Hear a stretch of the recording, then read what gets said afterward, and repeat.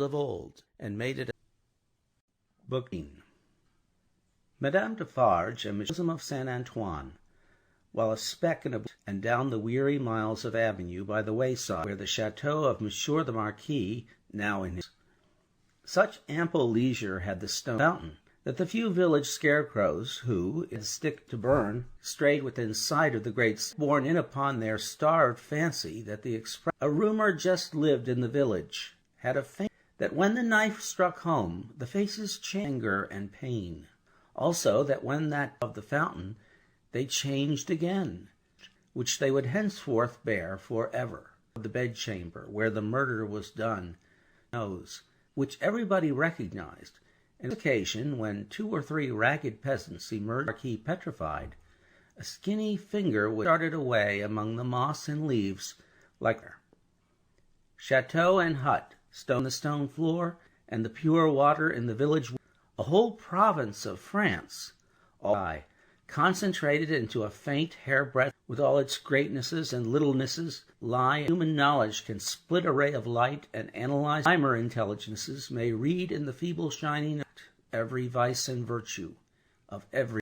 The Defarges, husband and wife, came lumbering to that gate of Paris whereunto their journey naviged at the barrier guardhouse, and the usual lantern and inquiry. Monsieur Defarge, and one of the police. The latter he was in. When Saint Antoine had again enfolded, and they, having finally alighted near the saint's mud and offal of his streets, Madame Defarge, friend, what did Jacques of the police tell thee? Knows. There is another spy commissioned for our say, but he knows of one. In her eyebrows with a cool business air. How do they call that man? He is English. His name? Barsad, said but he had been so careful to get it accurately. Barsad, repeated Madame. John Barsad, repeated. Good.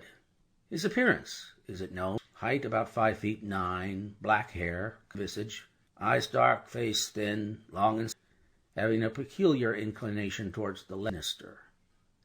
My faith, he shall be registered tomorrow. It was midnight, and where Madame Defarge, immediately that had been taken during her absence, examined the other entries of her own, checked the serving man in it. Then she turned out the contents of the bowl, holding them up in her handkerchief in a chain of separate. All this while Defarge, with his pipe in his mouth, but never interfering, in which condition he walked up and down through life. And surrounded by so foul a neighborhood, was sense was by no means delicate, but and so did the stock of rum and brandy and cents away, as he put down his smoked-out pipe, said Madame, raising her glance as she nodded the money. I am a little tired. Rest, too, said Madame, whose quick eyes had never a ray or two for him. Oh, the men. Oh, dear, began Defarge. But my... Well, then, said Defarge, it is a long time. Is it not a long time? Vengeance and retribution. It does not take a long time. How long? Demanded Madame, composed. Tell me. Defarge raised. It does not take a long time, town. Well, tell me.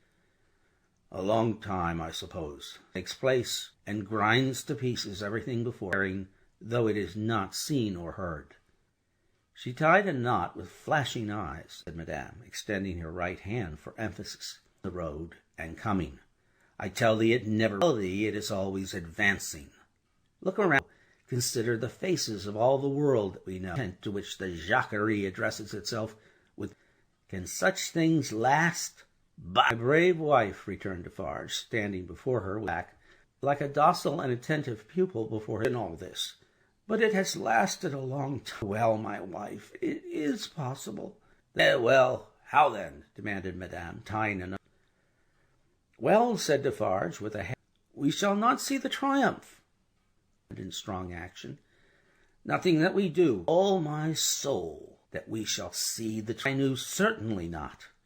Show me, then. Then Madame, with her teeth set. Hold, cried Defarge, reddening. You too, my dear, will stop at nothing. Yes, see your victim and your opportunity to sustain you. Time comes, let loose a tiger and a devil, and the devil chained. not shown. Madame enforced the conclusion of this piece of money as if she knocked its brains out, and then, in a serene manner, and observing that it was time, saw the admirable woman in her usual place in the wine. A rose lay beside her, and if she now and then of her usual preoccupied air, standing or seated, sprinkled about. Eyes, who were extending their inquisitive and adventurous little glasses near Madame, fell dead at the bottom on the other flies out promenading, who themselves were elephants or something as far removed, curious to consider how heedless flies are, sunny summer day. A figure in Defarge, which she felt to be a new one, her rose in her headdress, before she looked at the moment Madame Defarge took up the rose, the custom to drop out of the wine-shop. "Good day, monsieur." She said it aloud, but added, "Good day, age about 40, height about 5, handsome visage, complexion dark, aquiline nose, but not straight, having which imparts a sinister expression. Have the goodness to give me a little glass of old cognac." And Madame complied with a polite air. It was the first time it had ever been its antecedents to know better. She was knitting. The visitor watched her finger serving the place in general. "You knit? I'm accustomed to it." "A pretty pattern," Madame, looking at him with a smile. "Pastime," said Madame, nimbly. "Not for use?" For it one day. "If I do, well," nodding her head with a stern kind of coquetry, "it was remarkable, but the taste of Saint Antoine on the headdress of Madame Defarge. Drink, when, catching sight of that novelty, they for some friend who was not there, and went away. There, when this visitor entered, was there one left. The spy had kept his eyes open, but had been able to get away in a poverty-stricken, purposeless, unimpeachable. John knitted, and her eyes looked at the stranger. "Sad before you go." "You have children?" "No children." "Business is very bad. The people are so poor." "People. So oppressed, too, as you," Madame retorted, correcting him, and deftly knitting no good. "Pardon me, I naturally think so. Of course." Voice. "I and my husband have thinking. That is the subject we think of, to think about, without embarrassing our heads concerning others." No. The mind or make did not allow his baffled state to, with an air of gossiping gallantry, leaning occasionally, sipping his cognac. "Ah, the poor Gaspard." "My faith," returned Madame, cool, "for such purposes they have to pay for it. He has paid the price." Soft voice to a tone that invited confidence, susceptibility in every muscle of his wicked face, passion and anger in this neighborhood touching the... "Is there?" asked Madame, vacant. "Here's my husband," said Madame Defarge. Spy saluted him by touching his hat. "Good day, Jacques." Defarge stopped short. "Hey, Jacques," the spy repeated, with not quite a smile under the stare. "You deceive me, shop. You mistake me for another." "It is all the same," said the spy. "Good day."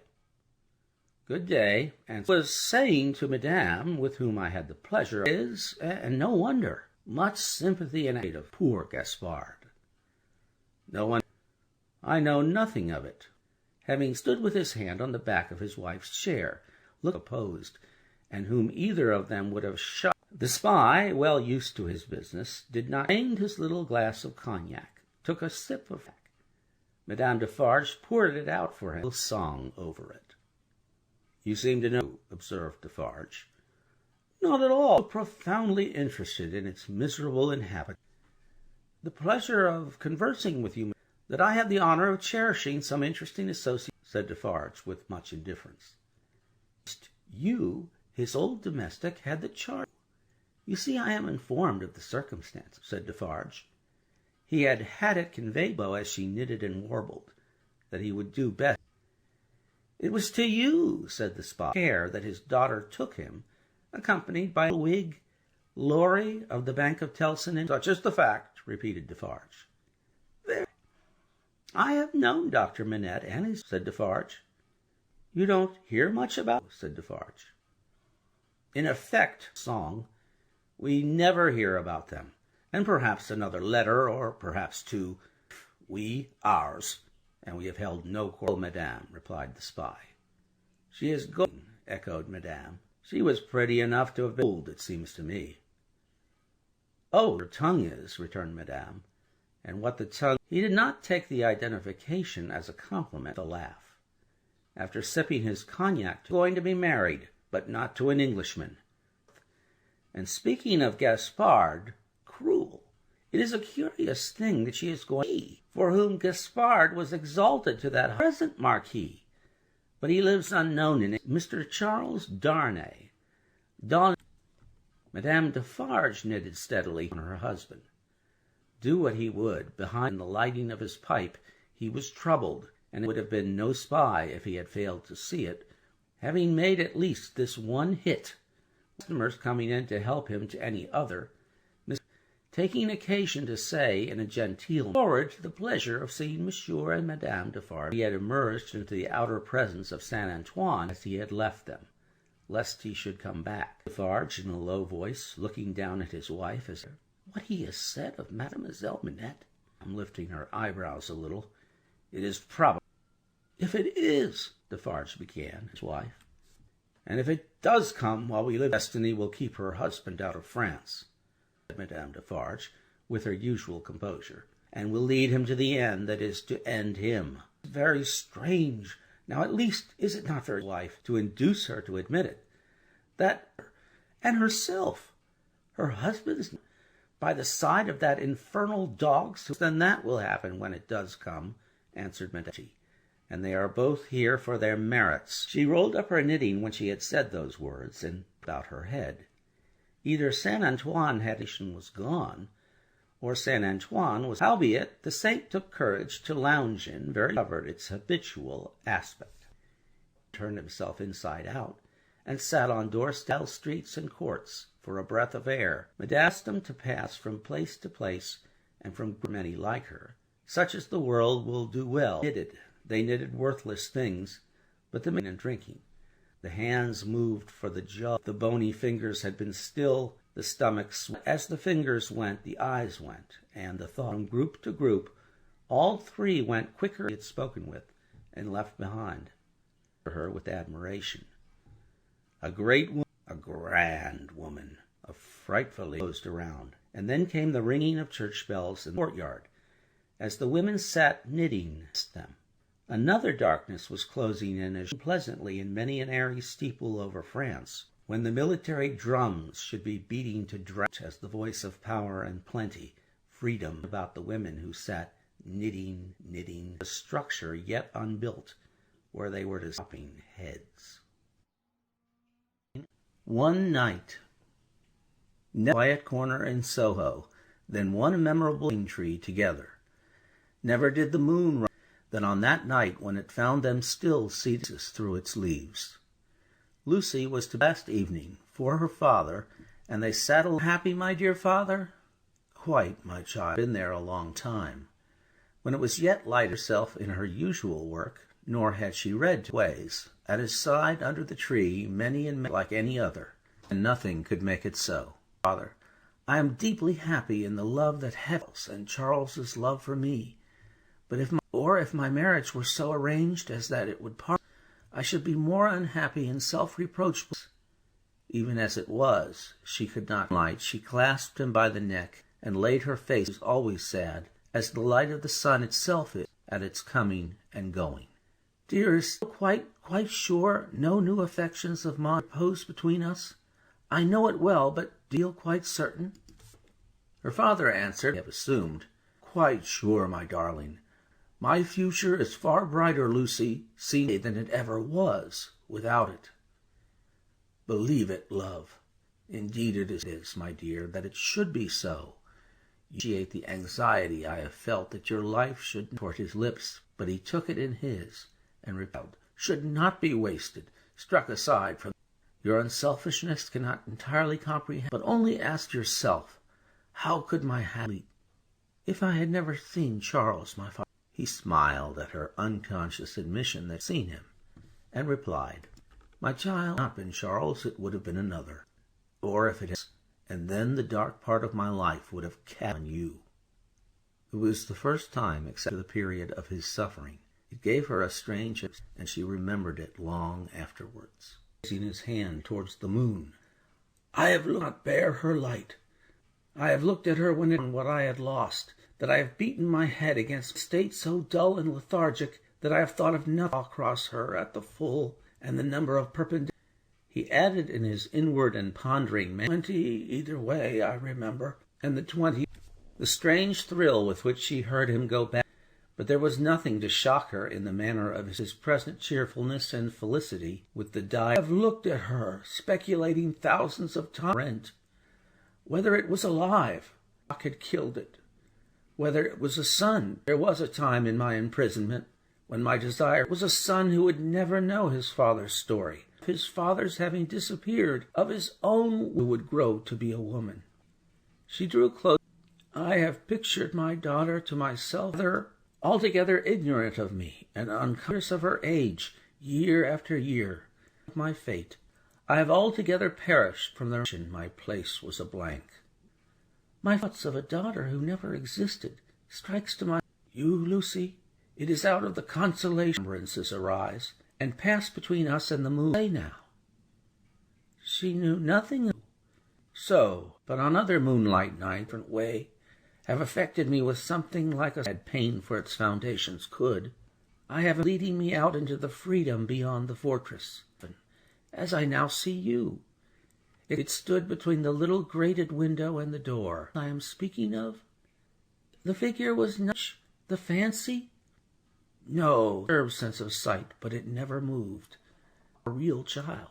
Of her outward appearance, the other had that likeness too, as you have. Follow me, Lucy? Hardly, I think.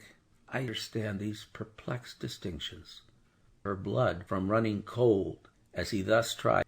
In that more peaceful state, I have imagined, show me that the home of her married life was full. My picture was in her room, and I was full useful.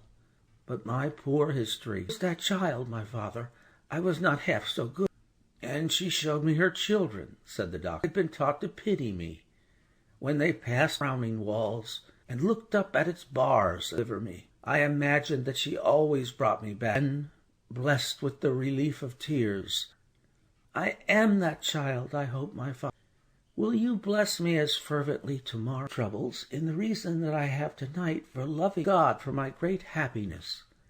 My thoughts near the happiness that I have known with you, embraced her, solemnly commended her to heaven, bestowed her on him. By and by, no one bidden to the marriage but Mr. Lorry, Aunt Miss Pross. The marriage was to make had been able to extend it by taking to themselves a powerful invisible lodger, and they desired cheerful at the little supper. They were only He regretted that Charles was not there, the loving little plot that kept him away, and drank. The time came for him to bid Lucy good night. Of the third hour of the morning, Lucy came down, not free from unshaped fears, before in their places. All was quiet, and on the untroubled pillow, and his hands lying, her needless candle in the shadow at a distance, lips to his, then leaned over him, face the bitter waters of captivity had worn. Determination so strong that he held a more remarkable face in its quiet, unseen assailant was not to be beheld at night. She timidly laid her prayer that she might ever be as true to him as his sorrows deserved. Then she and went away. So the sunrise plane tree moved upon his face, praying for him. 21. Echoing footsteps. Remarked, that corner where the doctor lived found her husband and her father and herself of quiet bliss. Lucy sat listening to the echoing footsteps of years. She was a perfectly happy young wife when her work was dimmed, for there was something coming in the and scarcely audible yet, that uttering hopes and doubts, hopes of her remaining upon earth to enjoy that new. Among the echoes then there would arise the sound of thoughts of the husband who would be left so desolate, eyes and broke like waves. Little Lucy lay on her bosom, then of her tiny feet, and the sound of her prattling words, sound as they would, The young mother at the cradle-side came, and the shady house was sunny with the child's life, to whom in her trouble she had confided hers, as he took the child of old, and made it a safely winding the golden thread that bound them all together, through the tissue of all their lives, and heard in the echoes of years none but friend. Her husband's step was strong and prosperous and full. Lo, Miss Pross was as an unruly charger, whipped her under the plane tree in the garden. Rest, they were not harsh nor cruel. Her own lay in a halo on a pillow, and he said with a radiant smile, "Sorry to leave you both, and to leave my pretty go." Those were not tears, all of it, as the spirit departed from her embrace that had been forbid them not. They see my blessed words, blended with the other echoes, and they were not heaven. Sighs of the winds mingled with them also, and both were audible of a summer sea asleep upon a sandy shore, at the task of the morning, or dressing the tongues of the two cities that were blended in her. Rarely answered to the actual tread of Sydney. Here at most he claimed his privilege of coming evening, as he had once done often. And one other thing regarding him was whispered in the echoes for ages and ages. Woman lost her, and knew her with a she was a wife and a mother, but her children had a distinctive delicacy of pity for him. Are touched in such a case, no echoes tell. So here. Carton was the first chubby arms, and he kept his place with her and of him almost at the last. Poor Mr. Stryver shouldered his forcing itself through turbid water, and dragged towed astern. As the boat so for water, so Sydney had a swamped custom, unhappily so much easier, and sense of desert or disgrace made it from his state of lion's jackal than to be a lion. Stryver was rich, and 3 boys, who had nothing particular dumpling heads.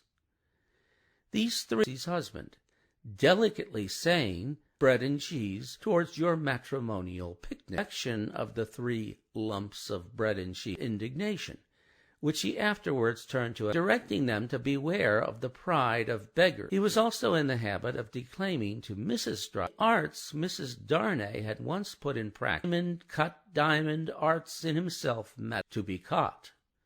Some of his kings to the full-bodied wine and the lie told it so often that he believed it himself, aggravation of an originally bad offense, being carried off to some suitably retired spot.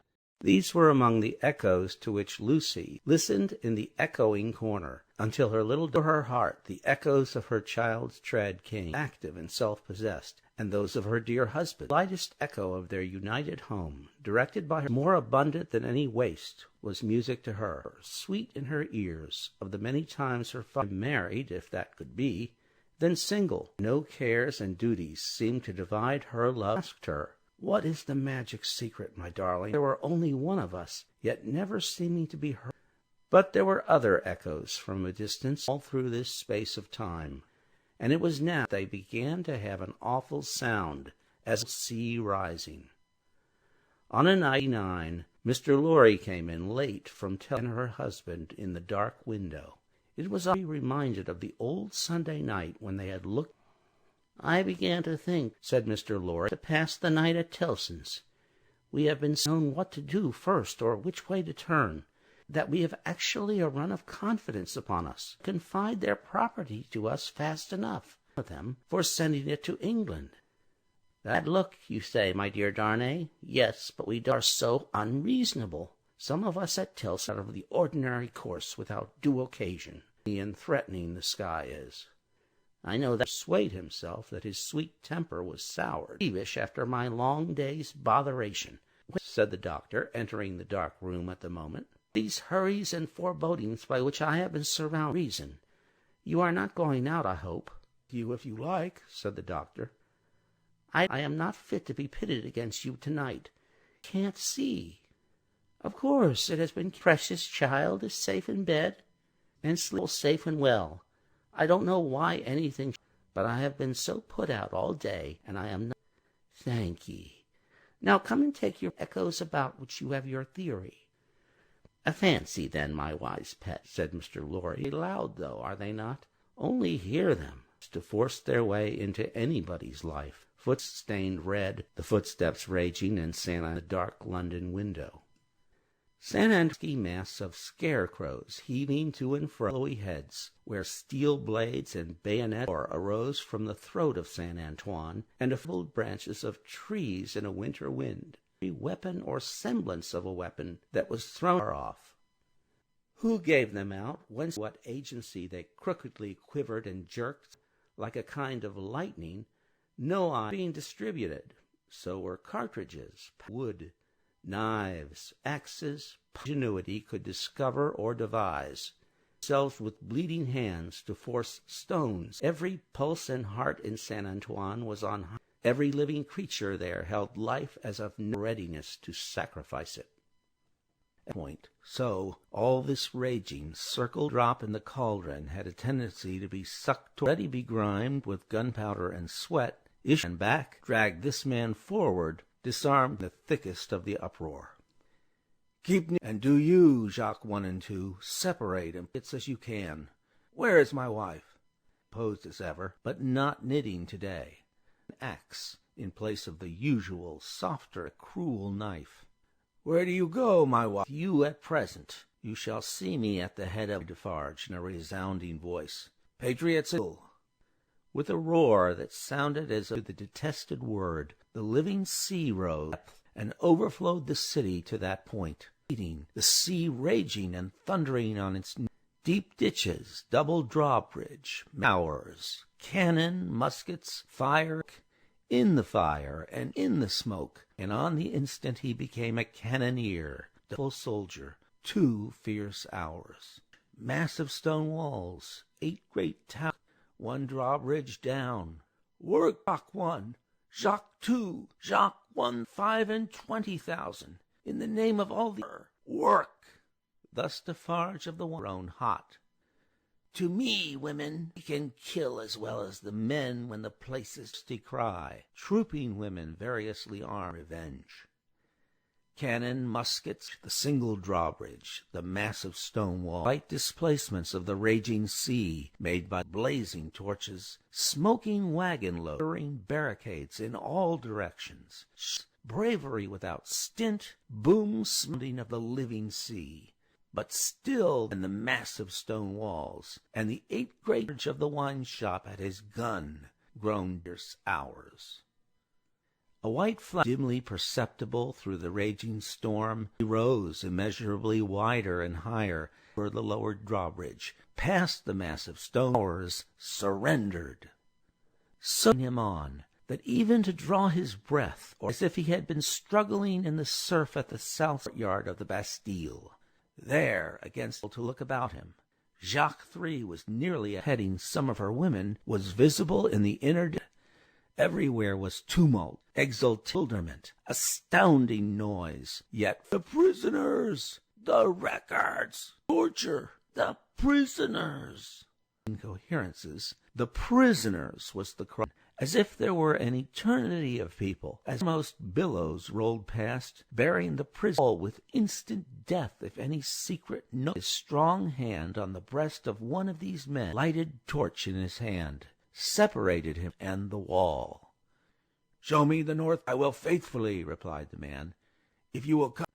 "What is the meaning of 100, Defarge? Quick!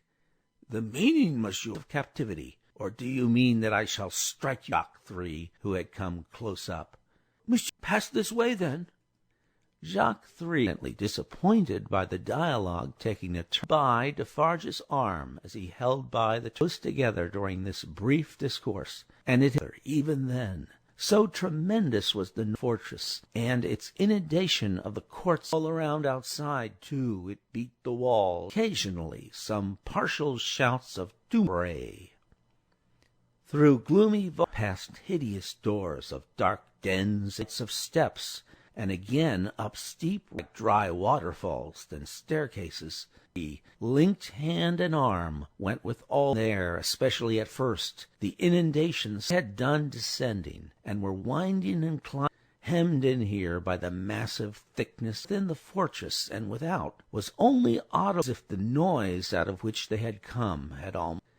The turnkey stopped at a low door, swung the door slowly open, and said in 105, all heavily grated, unglazed windscreen before it, so that the sky could be only. There was a small chimney, heavily barred, a heap of old feathery wood ashes on the hearth, straw bed. There were the 4 blackened walls in one of them. "Pass that toward them," said Defarge to the turnkey, light closely with his eyes. "I am," croaked Jacques III, as he under Manette, said Defarge, in his ear, deeply ingrained with gunpowder. "Poor physician, and it was he, stone. What is that in your hand?" He had still the linstock of his gun in his own of the 2 instruments, and turning on the worm-eaten a few blows. "Hold the light high. Look among those fragments with care," knife, throwing it to him. "Rip open that fire, you." With a menacing look, peering up the chimney, struck and prized at its side across it. In a few minutes some more did his face to avoid, and in it an crevice in the chimney into which his weapon had slipped touch. "Nothing in the wood? Let us collect them together in the middle of the cell." The turnkey fired the little, stooping again to come out at the retraced their way to the courtyard, seeming to until they were in the raging flood, once surging and tossing in quest of Defarge to have its wine-shop keeper foremost in the wheel and shot the people. Otherwise, for judgment. Otherwise, the government, suddenly of some value after many years. In the howling universe of passion, an old officer, conspicuous in his grey coat and figure, and that was a woman's, she cried, pointing him out. "See Defarge!" Close to the grim old officer, and remained immovable him through the streets, as Defarge and the rest got near his destination, and began to be so close to him when the long gathering rain of close to him when he dropped dead under it, that suck, and with her cruel knife, long red. The hour was come when Sanan of hoisting up men for lamps to show what his blood was up, and the blood of tyranny and down on the steps of the Hotel de Ville, where the shoe of Madame Defarge, where she had trodden on the... "Lower the lamp yonder!" cried the means of death. "Here is one of his soldiers." The sentinel was posted, and the sea rushed on, waters, and of destructive upheaving of waves, and whose forces were yet unknown. The apes' voices of vengeance and faces hardened pity could make no mark on them. But and furious expression was in vivid life. They were in number, so fixedly contrasting with more memorable wrecks with it. 7 faces had burst their tomb, were carried high overhead and amazed, as if the last day were come. Spirits. Other 7 faces there was, whose drooping eyelids and half-seen, impassive faces, yet with the suspended faces rather in a fearful pause, as eyes, and bear witness with the bloodless lips. 7 prisoners released, 7 accursed fortress of the 8 strong towers, prisoners of old time, long dead of broken, loudly echoing footsteps of Saint Antoine, 1789. Darnay, and keep these feet far out of her life, and dangerous, and in the years so long at shop door, they are not easily pure. Book 2, Chapter 2. Haggard Saint Antoine softened his modicum of hard and bitter bread, eternal embraces and congratulations, when Madame presiding over the customers. Madame Defarge of spies had become, even in one short week, the saint's mercies, the lamps across his swing with them. Madame Defarge, contemplating the wine-shop and the street, loungers, squalid and miserable, but now their distress. The raggedest nightcap, crooked significance in it.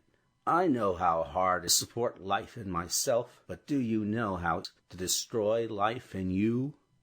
For, had this work always ready for it, fingers of the knitting women were vicious with the experience change in the appearance of Saint Antoine. The images and the last finishing blows had told Madame Defarge sat observing it with such suppressed of the Saint Antoine women. One of her rather plump wife of a starved grocer had already earned the complimentary name of, said the Vengeance. Listen, then. Who comes? Outermost bound of Saint Antoine Quarter to the wine-shop door had been suddenly fired. A fast-spreading murmur came rushing along. It is Defarge, said Madame. Silence, patriots. Defarge looked around him. Listen everywhere, said Madame. Stood panting against a background of eager eyes, and all those within the wine-shop had sprung to their feet. News from the other world, virtuously. The other world? Who told the famished people that they might eat grass? Everybody, from all throats. Among us, from the... Not dead. He feared us to be represented as dead, and had agreed him alive, hiding in the country, and have brought him to the Hotel de Ville, a prisoner. Say all. Had he reason? 4 years and 10, if he had never known it, he could have heard the answering cry. Defarge and his wife looked steadfastly at one another, and the jar of a drum was heard as she moved. Patriots, said Defarge in a determined voice. Instantly Madame Defarge's knife was in her girdle, and a drummer had flown together by magic, and the vending her arms about her head like all the 40 house, rousing the women.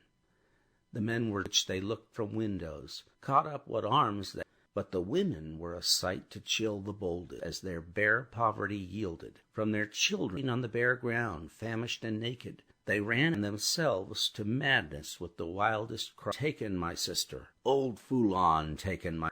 Then a score of others ran into the midst, screaming, Foulon, alive! Foulon! Foulon, who told my old father that of him. Foulon, who told my baby at my with want. O Mother of God, this... Hear me, my dead baby, and my withered father. Stones to avenge you on Foulon. The blood of Foulon. Give us the head of Foulon. Give us the body and soul of Foulon, and dig him into the ground. That grass smells. Numbers of the women lashed into blind friends, until they dropped into a passion belonging to them from being trampled underfoot. Lost. Not a moment. This fool be loosed. Never, if Saint Antoine... Armed men and women flocked out of the quarters after them with such a force of suction that within Antoine's bosom but a few old crones, and they were all by that time choking the hall of wicked, was, and overflowing into the charges, husband and wife, the Vengeance, and Jean, great distance from him in the hall. See the old villain bound with grass upon his back. Ha, ha, that was... Madame put her knife under her arm. The people immediately behind Madame de Fashion, to those behind them, and those against, the neighboring streets resounded with the clap. 2 or 3 hours of drawl, and the winnowing of many expressions of impatience were taken up with, because certain men who had by some wonderful exercise to look in from the windows knew Madame between her and the crowd outside the building. It struck a kindly ray as of hope or prisoner's head. The favor was too much, and chaff that had stood surprisingly long had got him. It was known direct. Defarge had but sprung over a railing and its deadly embrace. Madame Defarge had but with which he was tied. The Vengeance and Jacques, the windows, had not yet swooped into the hall. Like cries seemed to go up all over the city to the lamp.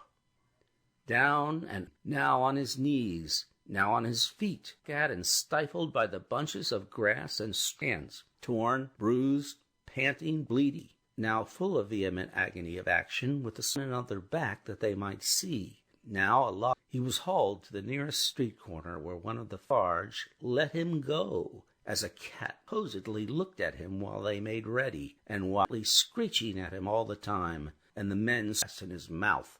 Once he went aloft, and twice he went aloft, and the rope broke, and they caught him and held him, and his head was soon all Saint Antoine to dance at the sight of the day's bad work. For Saint Antoine up that it boiled again on hearing when the day another of the people's enemies and insulters, strong in cavalry alone, sheets of paper, seized him, would have torn him company, set his head and heart on pike procession through the streets. Children wailing and breadless, then the long files of them, patiently waiting to stomachs faint and empty, they beguiled the time of the day, and achieving them again in gossip, ragged people, shortened and frayed away by windows, and slender fires were made in the afterwards, supping at their doors.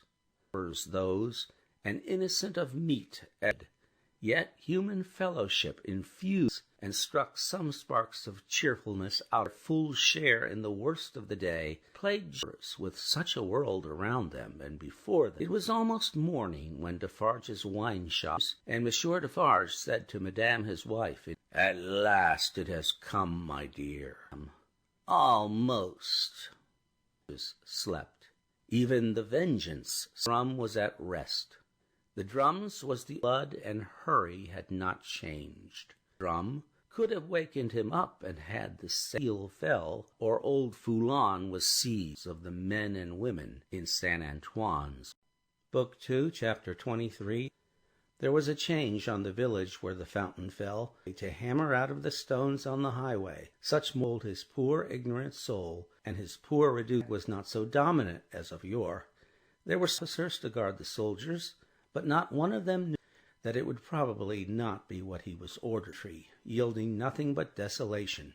The blade of grain was as shriveled and poor as down, dejected, oppressed, and broken. Did animals, men, women, children, and the Monsignor, often a most worthy scene, gave a chivalrous tone to things, shining life, and a great deal more to equal class had, somehow or other, brought things designed expressly for Monsignor should be so. There must be something short-sighted in the eternal arrangement, and the last drop of blood having been extracted from in turn so often that its purchase crumbled, Monsignor began to run away from a phenomenon, not the change on the village, and on many a village like it. Monsignor had squeezed it and wrung it, and had seldom chase, now found in hunting the people.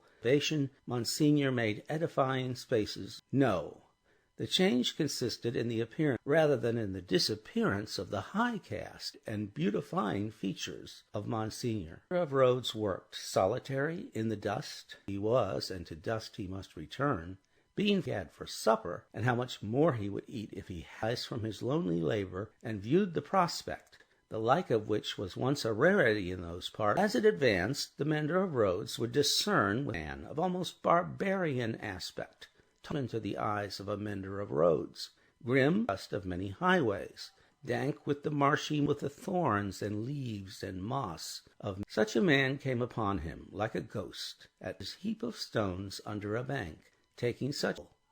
The man looked at him, looked at the villain on the crag. When he had identified, he said in a dialect that was Jacques, "All well, Jacques?" Touched down on the heap of stones. "No, now," said the mender of roads, with a hungry face. The man, "I meet no dinner anywhere."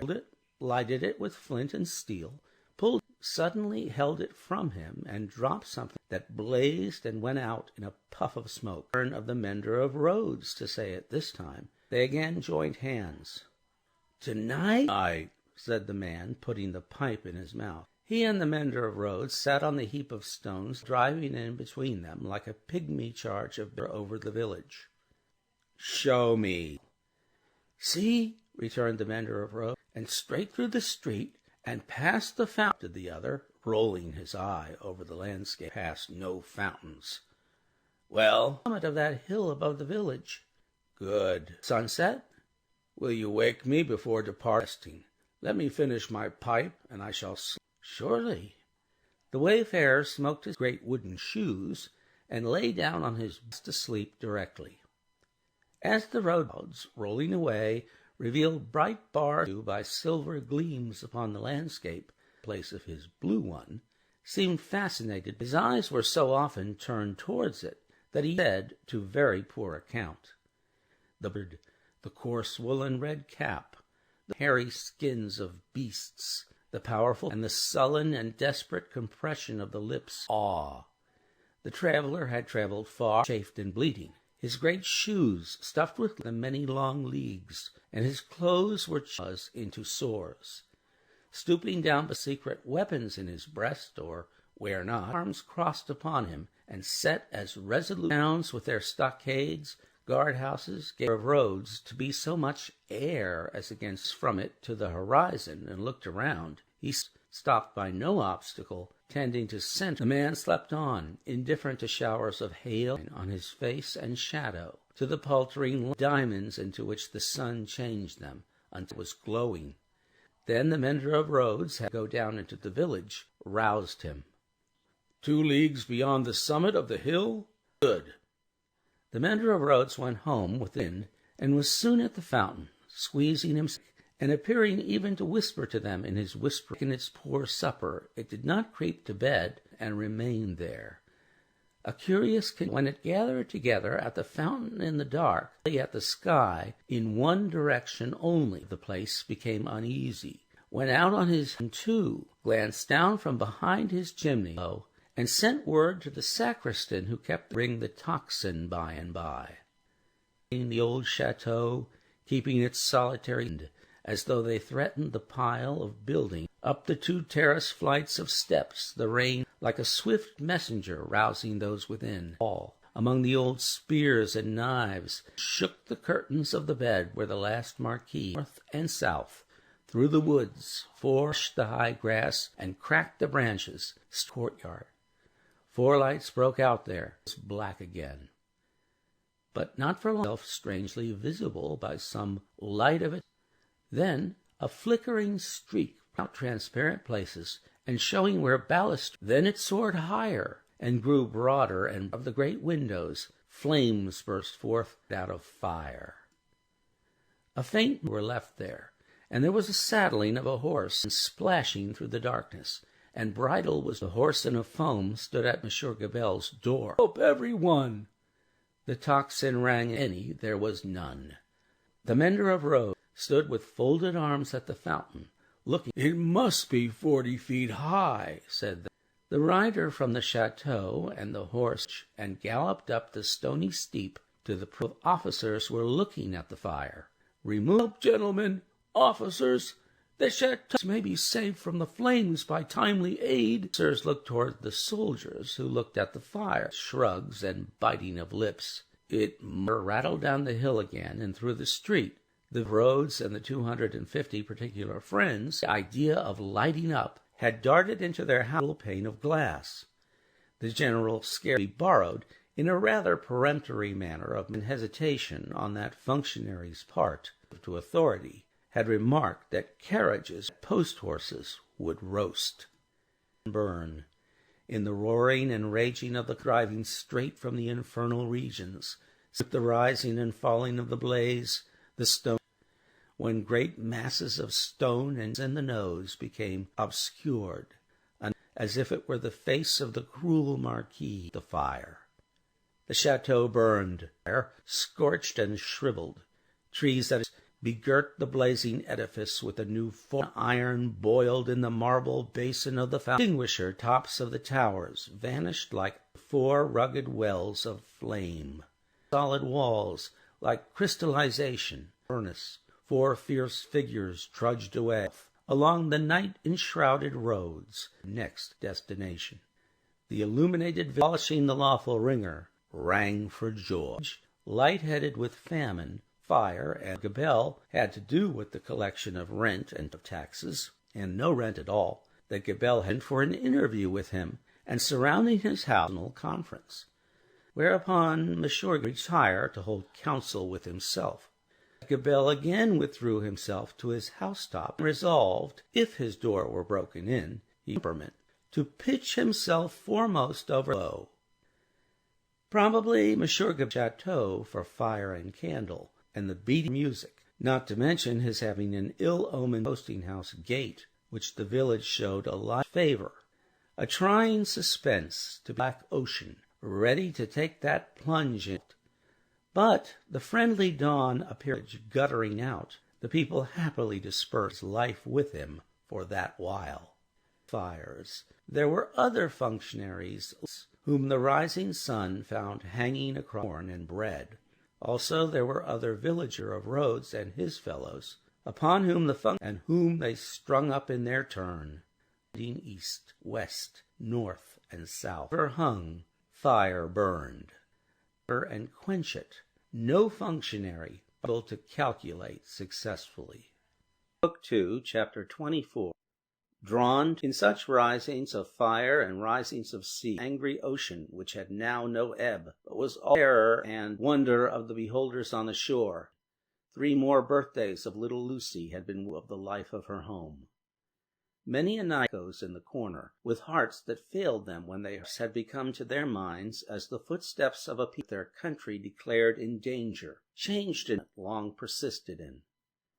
Monsignor himself from the phenomenon of his not being appreciated as to incur considerable danger of receiving, like the fabled rustic who raised the dead at the sight of him, that he could ask the enemy no senior after boldly reading the Lord's Prayer back in many other potent spells for compelling the evilers, then he took to his noble heels. Gone, or it would have been the mark for a hurricane, been a good eye to see with, had long had the monopolis's luxury and the mole's blindness. The court, from that exclusive inner circle to corruption and dissimulation, was all gone to besieged in its palace and suspended when the August of the year 1700 and by this time scattered far and wide. Quarters and great gathering place of Monsignor in London, supposed to haunt the places where their bodies most haunted the spot where his guineas used to be. Such French intelligence as was most to be relied. Tellson's was a munificent house, and who had fallen from their high estate. A storm in time, and anticipating remittances to Tellson's, were always to be, to which it must be added that every newcomer from at Tellson's, almost as a matter of course. Tellson's was at that time, as to French intelligence, so well known to the public, and the inquiries, that Tellson's sometimes wrote the latest in the bank windows for all who ran through town. Steamy, misty afternoon, Mr. Lorry sat at his talking with him in a low voice. The house was now the News Exchange, within half an hour or so of the time of closing. "I never lived," said Charles Darnay, rather hesitating. "Stand that I am too old," said Mr. Lorry. "Long journey, uncertain means of traveling, safe for you." "My dear Charles, you touch some of the reasons for my going. Not for me. Nobody will care to interfere when there are so many people there much better. Disorganized city. If it were not a disorganized, from our house here to our house there, and is in Tellson's confidence. Journey and the winter weather. If I were not prepared to of Tellson's after all these years, going myself," said Charles Darnay, somewhat restless. "Indeed, you are a pretty fellow. You wish you were going yourself, and wise counselor." "My dear Mr. Lorry, a thought which I did not mean to utter here, however, one cannot help thinking, having had some abandon something to them," he spoke here in his formal, "and might have the power to persuade to some restraint us. When I was talking to Lucy, yes, I wonder you are not ashamed to point to France at this time of day." With a smile, "It is more to the purpose that you plain reality.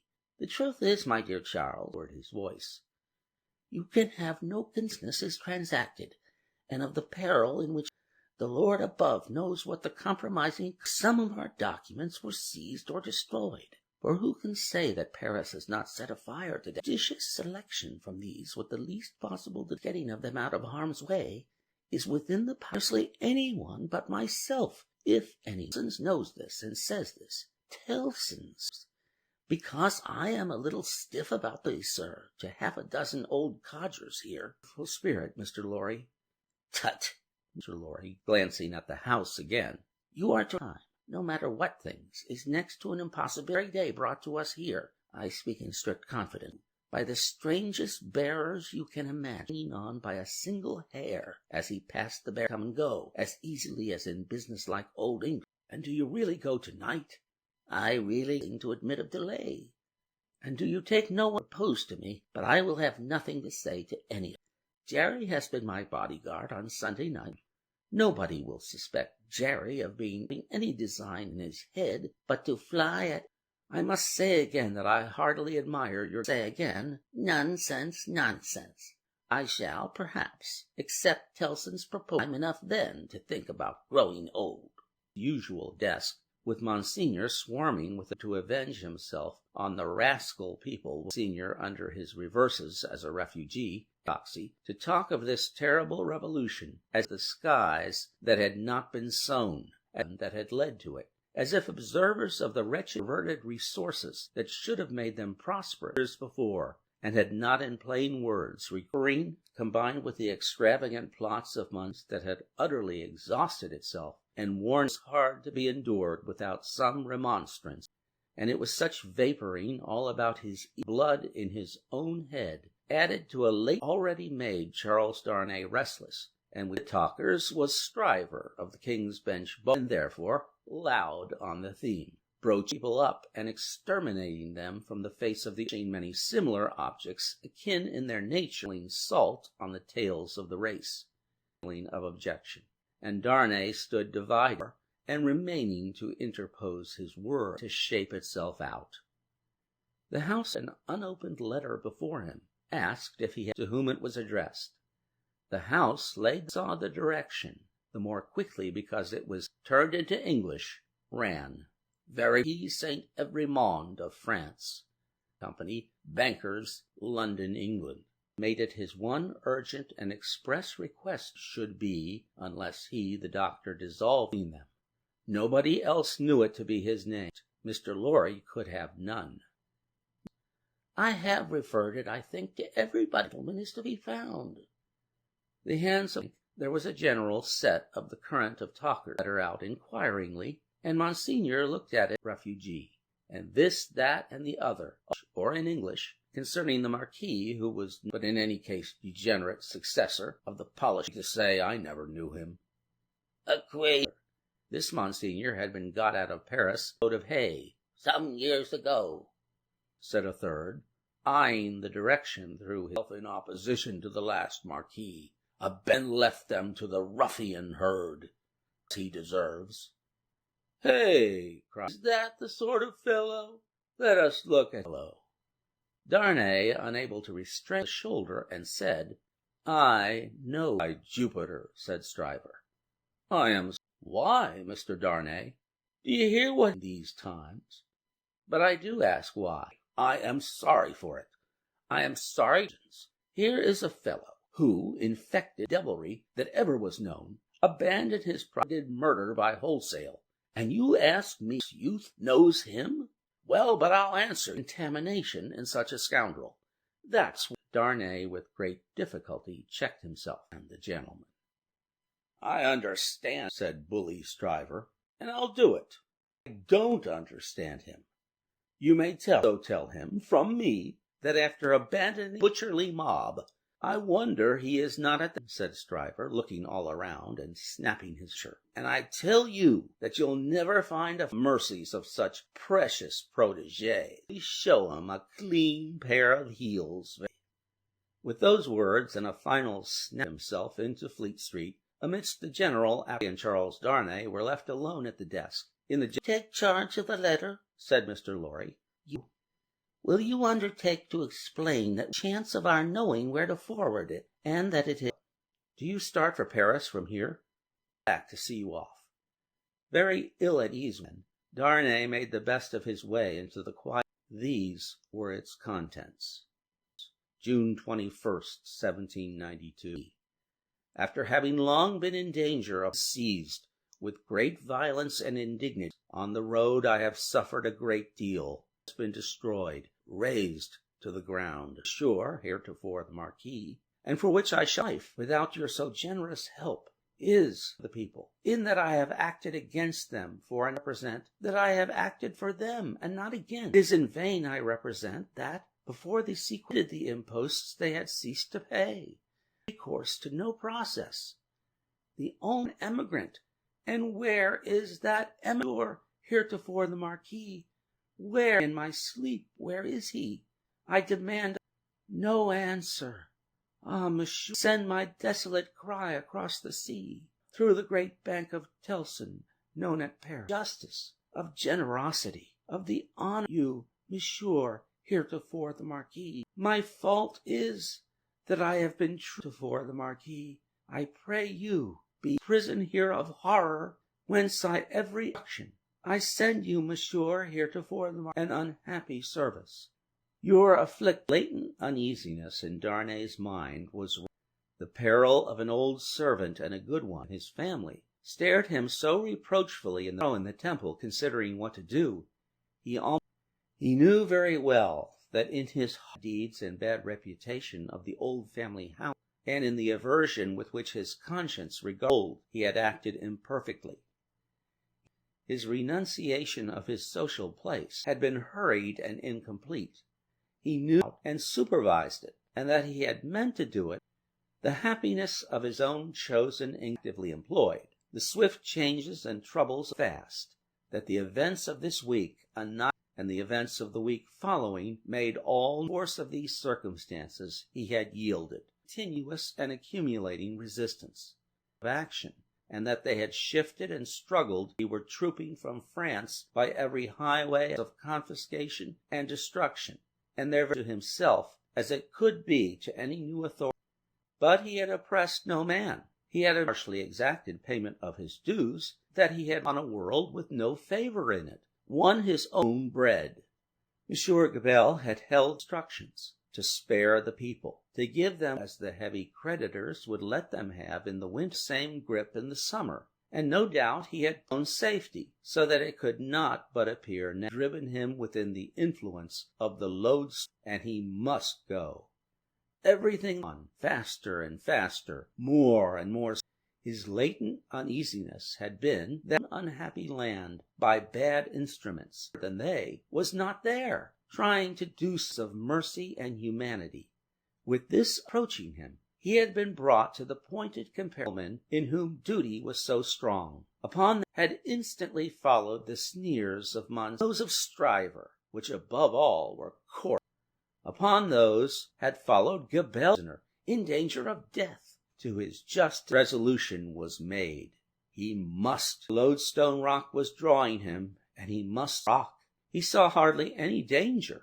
The done, even although he had left it incomplete, gratefully acknowledged in France on his that glorious vision of doing good, which of so many good minds arose the illusion with some influence to guide so fearfully wild. As he walked, he considered that neither Lucy nor her father, Lucy should be spared the pain of separation. His thoughts towards the dangerous ground of old step taken, and not in the balance of suspended completeness of his situation, was referred to avoid reviving old associations of himself. But that circumstance too, he walked to and fro with thoughts various, and take leave of Mr. Lorry as to this old friend. But he must say nothing of his post horses was ready at the bank door, and Jerry delivered that letter, said Charles Darnay to Mr. Lorry, with any written answer. But perhaps you will take it. And readily, said Mr. Lorry, if it is not dangerous to a prisoner in the Abbey. What is a pocket-book in his hand? Gabelle is the message to the unfortunate Gabelle received the letter and will come upon his journey tomorrow night. And he helped Mr. Lorry to wrap himself in a warm atmosphere of the old bank into the misty air. And to little Lucy, said Mr. Lorry at parting, come back. Charles Darnay shook his head. That night it was the 14th, 2 fervent letters. One was to Lucy under to go to Paris, and showing her feeling confident that he could become involved in doctor, confiding Lucy and their dear topics with the strongest assurances. Letters in proof of his safety. Immediately, a hard day, that day of being among them, was on his mind. It was a hard which they were profoundly unsuspicious. Life, so happy and busy, made him resolute, moved to do it, so strange it was to him. And the day passed quickly. Early, less dear namesake, pretending that he would engagement, took him out, and he had secreted into the heavy mist of the heavy streets. Force was drawing him fast to itself now, straight and strong towards it. He delivered half an hour before midnight, and no sign of his journey. For the love of heaven, of your noble name, was the poor prisoner's heart, as he left all that was dear on earth, the Lodestone Rock.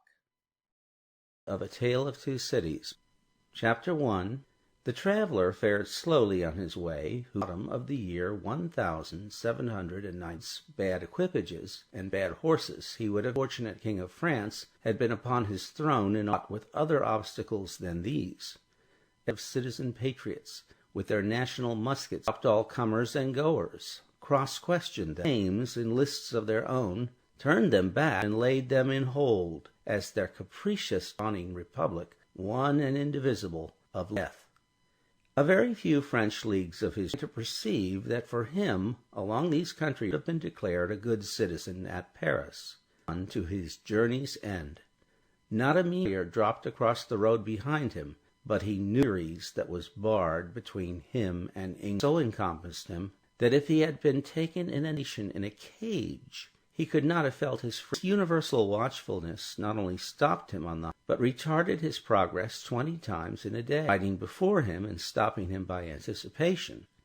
He had been days upon his journey in a little town on the high road. Still, a production of the afflicted Gabelle's letter from his difficulty at the guardhouse in this small come to a crisis, and he was, therefore, as himself awakened at the small inn to which he had been awakened by a timid local functionary, red caps and with pipes in their mouths. Said the functionary, "I am going to citizen, I desire nothing more than to get to Paris." "Silence," growled a red cap, striking at the coverlet with aristocrat. "It is as the good you are an aristocrat and must have an escort." "No choice," said Charles Darnay. Same scowling red cap. "As if it were not a..." "It is always as the good patriot, and dress yourself, emigrant." Other patriots in rough red caps were smoking, drinking, paid a heavy price for his escort, and hence he 6 o'clock in the morning. The escort were stockades, armed with national muskets and sabres. The escorted governed his own horse, but one of the patriots kept girded around his wrist, driving in their faces, clattering at a headman, and out upon the mire-deep roads. Except of horses and pace, all the mire-deep. They travelled in the night, halting an hour till the twilight fell. The escort wore straw round their bare legs, and thatched. Apart from the personal discomfort of being so attentive to present danger as arose from one of the patriots' musket very recklessly, Charles Darnay to awaken any serious fears in his breast, reference to the merits of an individual case that was confirmable by the prisoner in the abbey that came to the town of Beauvais, which they did at. He could not conceal from himself that the aspect an ominous crowd gathered to see him dismount out loudly. "Down with the emigrant!" Out of his saddle, and, resuming it as his, "My friends, do you not see me here?" "You are a cursed immigrant!" cried a fair press, hammer in hand. "And you are a..." Master interposed himself between this man and the king, and soothingly said, "Let him be judged at Paris." "Judged? Aye, and condemned as a traitor." Checking the postmaster, who was for turning his yet sat composedly in his saddle looking on, said, as soon as he could make his voice heard, "You are deceived. I am not a traitor." "He is a traitor since the decree. Cursed life is not his own." Eyes of the crowd, which another instant would have brought hard, the escort rode in close upon his horse's hard the crazy double gates. His hammer, and the crowd groaned. "What is this decree that the smith spoke?" Thanked him, and stood beside him in the yard. "Property of emigrants." "When passed?" "The day I left England." "Everybody others, if there are not already, banishing all emigrants, and condemning all to death who return. That is what he meant when he said your life was not your own." "What do I know?" said the postmaster, shrugging his shoulders. "It is all the same. What would you have?" Until the middle of the night, and then rode forward. Among the many wild changes observable on familiar, not the least was the seeming rarity of seeing over dreary roads. They would come to a darkness, but all glittering with lights, in the dead of the night, circling hand in hand, on up together, singing a liberty song. Beauvais that night to help them out of it and their loneliness, jingling through the untimed fields that had yielded no fruits of the earth, remains of burnt houses, and by the sun raining up across their way of patriot all the roads. Daylight. The barrier was closed, and "Where are the papers of this prisoner?" demanded out by the guard. Naturally, Sine requested the speaker to take notice that he was of an escort which the disturbed state of the country had. "Where," repeated the same personage, "are the papers of this prisoner?" Produced them, casting his eyes over Gabelle's disorder and surprise, and looked at Darnay with and escorted without saying a word. However, they sat upon their horses outside the gate. Charles Darnay observed that the gate was held, the latter far outnumbering the former, peasants' carts bringing in supplies, and for enough egress even for the homely numerous medley of men and women, not to mention was waiting to issue forth. But that they filtered through the barrier very slowly, to be so far off that they laid others talked together or loitered about, both among men and women. Half-hour, taking note of these things, who directed the guard to open the barrier, a receipt for the escorted, and the two patriots leading his tired horse entering the city. He accompanied common wine and tobacco, where certain souls, and sober, and in various neutral states between, were standing and lying about, waning oil lamps of the night, and half from the uncertain condition. Some register of a coarse, dark aspect presided. Said he to Darnay's conductor, as emigrant every monde. This is the 37. Married, married. In England? In England, without doubt. Prison of La Force. Just heaven! And for what offense? We have new laws every monde, and new offense. With a hard smile, and went on writing. I come here voluntarily in response to that written to you. I demand no more than the opportunity. My right? Emigrants hail it, reply. The officer wrote until he had sanded it and handed it to Defarge. Defarge motioned with the paper. The prisoner obeyed, and a guard of 2 armed patriots, said Defarge in a low voice as they went down the... Married the daughter of Dr. Manette, once a prisoner? Replied Darnay, looking at him with surprise. Up in the quarter Saint-Antoine. Possibly you have heard. To reclaim her father. Yes.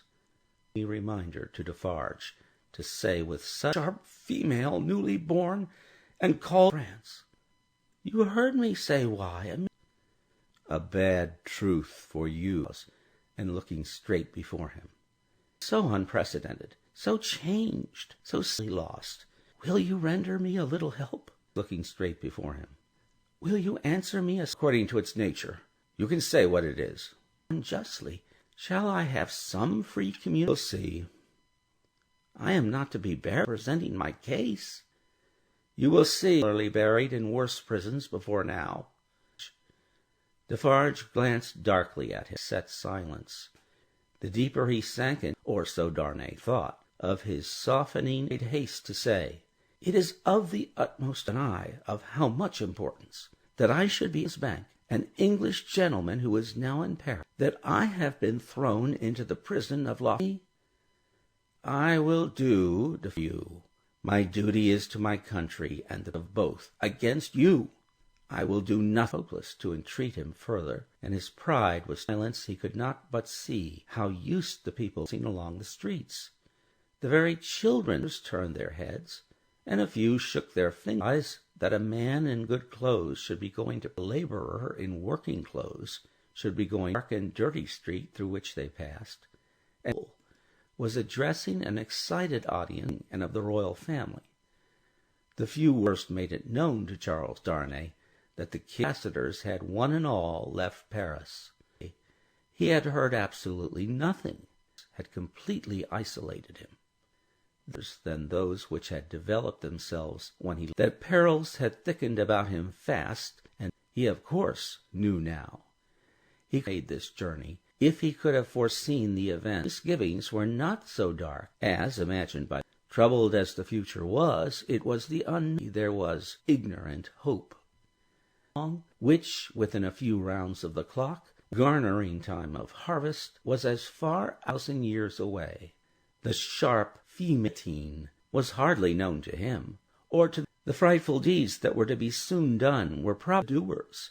How could they have a place in the shadow of unjust treatment in detention and hardship and child? He foreshadowed the likelihood, or did nothing distinctly. With this on his prison courtyard, he arrived at the prison. A hooded face opened the strong wicket, to whom "What the devil? How many?" Defarge took his receipt without noticing patriots.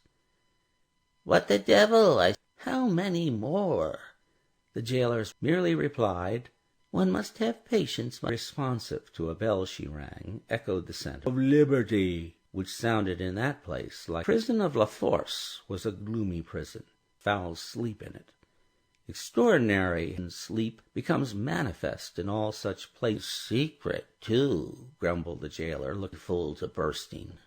He stuck the paper, awaited his further pleasure for half an hour, sometimes resting on a stone seat in of the chief and his subordinates.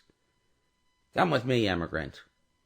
Through the dismal corridor and staircase, many doors clanging in low vaulted chamber, crowded with prisoners of both table, reading and writing, knitting, sewing, and behind their chairs, or lingering up and down the congregation of prisoners with shameful crime and disgrace, but the crowning unreality of his all at once rising to receive him, with all the engaging graces and courtesies of it were these refinements by the prison manners and inappropriate squalor and misery through which they in a company of the dead, ghosts all stateliness, the ghost of elegance, frivolity, the ghost of wit, the ghost all waiting their dismissal from the desolate shore, changed by the death they had died, motionless. The jailer standing at his side well enough as to appearance in the ordinary exercise course, contrasted with sorrowing mother apparitions of the coquette, the young beauty, aversion of all experience and likelihood, which this seems surely ghosts all, progress of disease that had brought him to these game of the assembled companions in misfortune. Coming forward, "I have the honor of giving you on the calamity that has brought you among us. It would be an impertinence elsewhere, but it is not so." Charles Darnay roused himself and gave suitable as he could find. But the jailer, with his eyes, who moved across the room, understand the meaning of the term, but I have heard them. We so much regret it, but take courage. At first, and it has lasted but a short time. I grieve to inform the society in commiseration as Charles Darnay crossed the room, and many voices, among which the soft and gave him good wishes and encouragement. He turned. It closed under the jailer's hand forever. The wicket opened. When they had ascended 40 steps, the jailer opened a low black door, and they passed, cold and damp, but was not dark. "Why am I confined alone? Ink and paper? Such are not my orders. You may buy your food and nothing more." The mattress. As the jailer made a general inspection out, a wandering fancy wandered through it to him that this jailer was so unwholesomely looked like a man who had been drowned and filled with water. In wandering way, now am I left as if at the mattress. He turned from it with a sick feeling. Creatures is the first condition of the body. By 4.5, 5 paces by 4.5. The prisoner walked to, and the roar of the city arose like muffled drum. He made shoes. The prisoner counted the measurement again, in that latter repetition. The ghosts that among them, the appearance of a lady dressed in black, and she had a light shining upon her golden hair. Again, for God's sake, through the illuminated village, he made shoes, paces by 4.5. With depths of his mind, the prisoner walked fasting, and the roar of the city changed to this muffled drums, but with the wail of rose above them. Chapter 2. The Grindstone. Saint-Germain quarter of Paris was in a ward and shut off from the street by a high wall to a great nobleman who had lived in it until he made a flight got across the borders. A mere beast in his metempsychosis, no other than the same for whose lips had once occupied 3 strong Monsignor gone, and 3 strong men on his high wages, by being more than ready, in republic, one and indivisible, of liberty, Senior's house had been first sequestrated, and then, and decree followed decree with that fierce autumn month of September, patriot emissary's house, and had marked it with the tricolor. And a place of business in London like Telsey, and the house out of its mind and into the British responsibility and respectability have in a bank courtyard, and even to a cupid over. Tellson's had whitewashed the cupid, but even in aiming, as he very often does, bankruptcy must inevitably have come of this young of a curtained alcove in the rear of the immortal boy, and also of clerks, not at all old vacation. Yet a French Tellson's could, as long as the Times held together, no man had taken what money would be drawn out of Tellson gotten, what plate and jewels would tarnish rusted in prisons, and when they should have violently never to be balanced in this world, must be carried that night, any more than Mr. Jarvis Lorry could. He sat by a newly lighted wood fire, and on his honest and courageous face there was or any object in the room distortedly reflect. He occupied rooms in the bank in his fidelity, like strong root ivy. It chanced about an occupation of the main building, but the true-hearted, all such circumstances were indifferent to him. Opposite side of the courtyard, under a colonnade, where indeed some carriages of Monsignor, the pillars were fastened two great flaring out in the open air, was a large grind to have hurriedly been brought there from some neighboring, and looking out of window at these harmless objects to his seat by the fire. He had opened blind outside it, and he had closed both again. From the streets beyond the high wall and the strong gate, with now and then an indescribable ring in it, haunted sounds of a terrible nature were going up to Mr. Lorry, clasping his hands, that no one night may he have mercy on all. The bell at the great gate sounded, and he thought there was no loud eruption into the courtyard as he had expected, and he heard the great gate clash again, and all was quiet. The nervousness and dread that were upon him inspired that vague uneasiness respecting the bank which a great change caused. It was well guarded, and he got up. The door suddenly opened, and two figures rushed back in amazement. Lucy stretched out to him, and with that old look of earnestness, it seemed as though it had been stamped on her face, one passage of her life. "What is the matter, Lucy? What has brought you here? What is it?" In wildness, she panted out in his arms. "My husband." "What of Charles?" "Here. Has been here some days, 3 or 4. I don't know. Errand of generosity brought him here, unknown to us." The old man uttered an irritable bell of the great gate rang again, and a loud courtyard. "What is that noise?" "Look!" cried Mr. Lorry. "Don't look out behind." The doctor turned with his cool, bold smile. "My dear, I have been a Bastille prisoner, Paris, in France, who, knowing me to except to overwhelm me with embraces, pain has given me a power that has brought us through the and brought us here. I knew it would be so. I told Lucy so. What is that noise?" "Don't look!" cried Mr. Lucy, my dear, nor you. He got his arm round my love.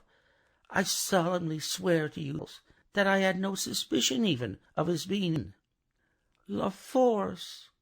Ever you were brave and serviceable in your life, yourself now to do exactly as I bid you, for there is no help for you in any action on your. I say this because what I must bid you to do, you must instantly be obedient, still in a room at the back here. You must leave your father, our life and death in the world. You must not. I see in your face that you know I can do nothing."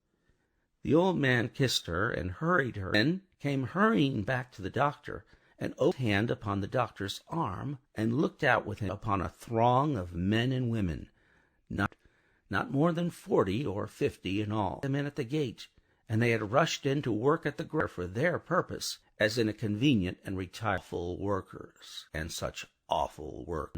And, turning at it madly, were 2 men, when the whirlings of the grindstone brought their faces in the visages of the wildest savages, in their false eyebrows and false mustaches were stuck all bloody and sweaty, and all awry, glaring with beastly excitement and want of sleep, and turned, their matted locks now flung forward, their necks Some women held wine to their mouths, and what with dropping wine, and what with all their wicked atmosphere seemed gore and fire. In the group, free from the smear of blood, the sharpening stone, were men stripped to the waist, men in all sorts of rags, with the sea set off with spoils of women's lace, trifles through and through.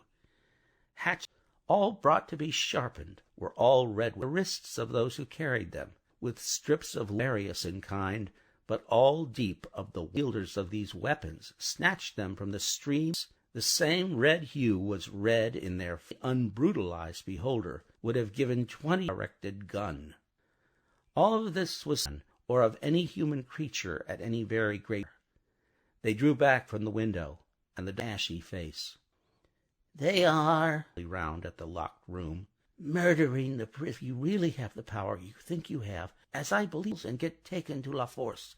It may be too late later. Dr. Manette pressed his hands in the courtyard when Mr. Lorry regained the blind, remarkable face, and the impetuous confidence of water carried him in an instant to the. For a few moments there was a pause, and a hurry, and a voice.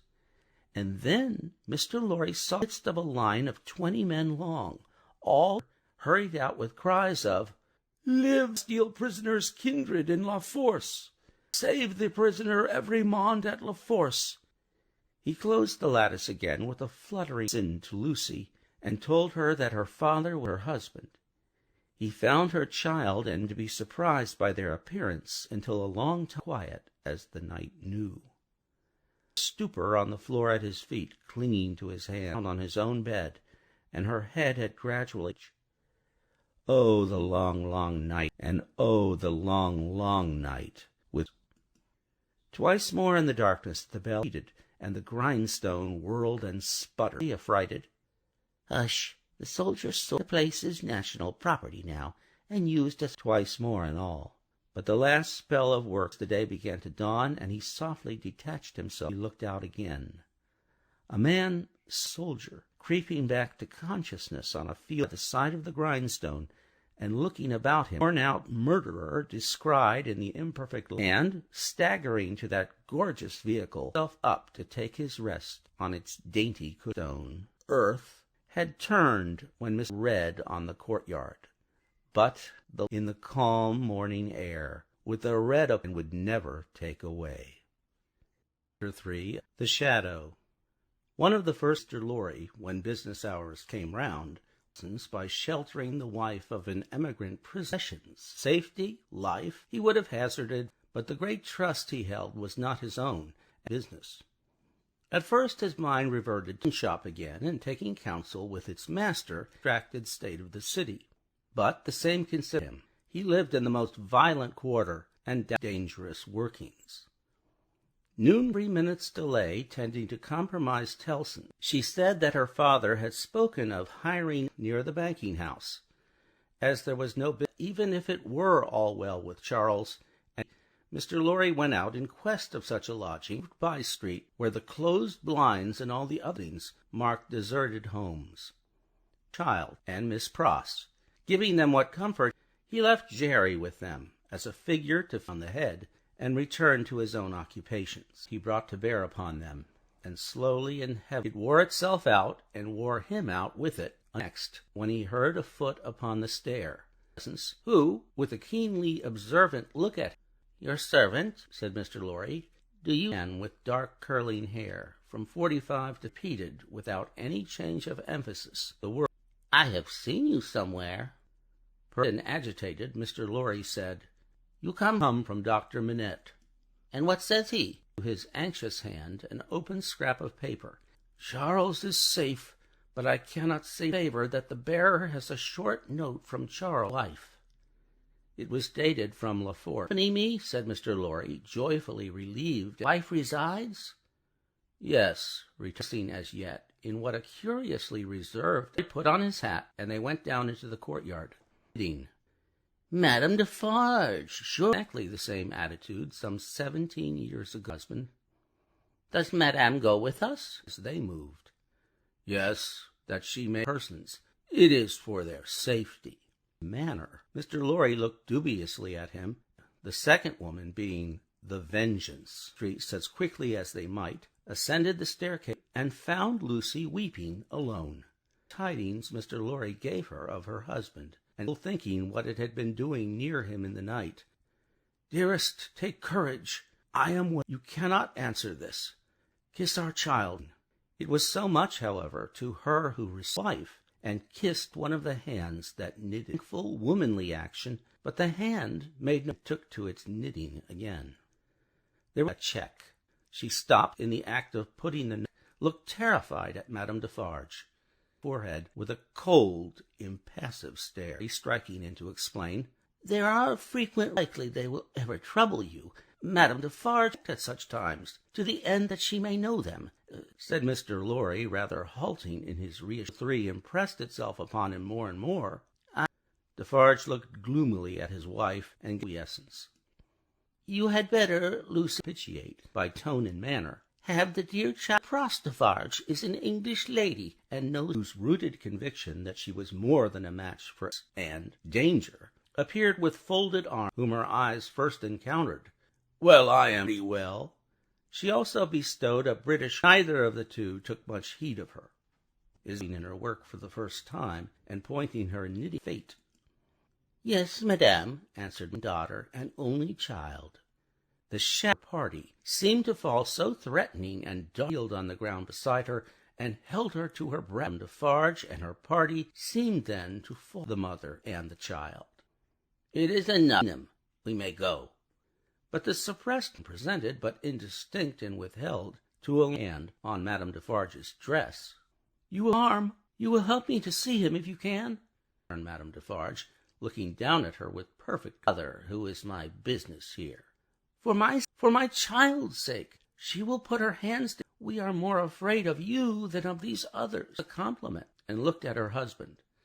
Defin, looking at her, collected his face into a stir. "Your husband says in that little letter," asked Madame. "Influence? He says something touching influence?" said Lucy, hurriedly taking the paper from her breast, but on it.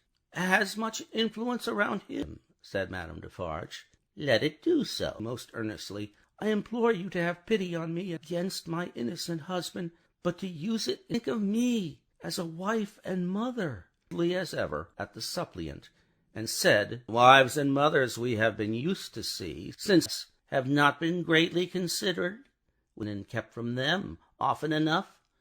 Women suffer in themselves and in their children thirst, sickness, misery. We have seen nothing." "We have borne this a long time," said Madame Defarge. "Is it likely that the trouble of one wife—" She resumed her knitting and went out. The vest and closed the door. Courage, courage! Much better than it has of late gone with mental heart. I am not thankless, and seems to throw a shadow on me and on all. Mr. Lorry, what is this despondency in the brave Lucy? No substance in it, Lucy." But this was dark upon himself for all that. Calm in storm. Dr. Manette, his absence. So much of what had happened was so well concealed from her that not until long did she know that 1,100 defenseless prisoners by the populace, that 4 days and nights had been tainted by the slain. She only knew political prisoners had been in danger, and that some. To Mr. Lorry, the doctor communicated to dwell that the crowd had taken him through a scene of. In the prison he had found a self-appointed tribunal, by which they were rapidly ordered to be put forth to be cases, to be sent back to their cells. He had announced himself by name and profession as having his prisoner in the Bastille, that one of the bodies so sick, and that this man was Defarge.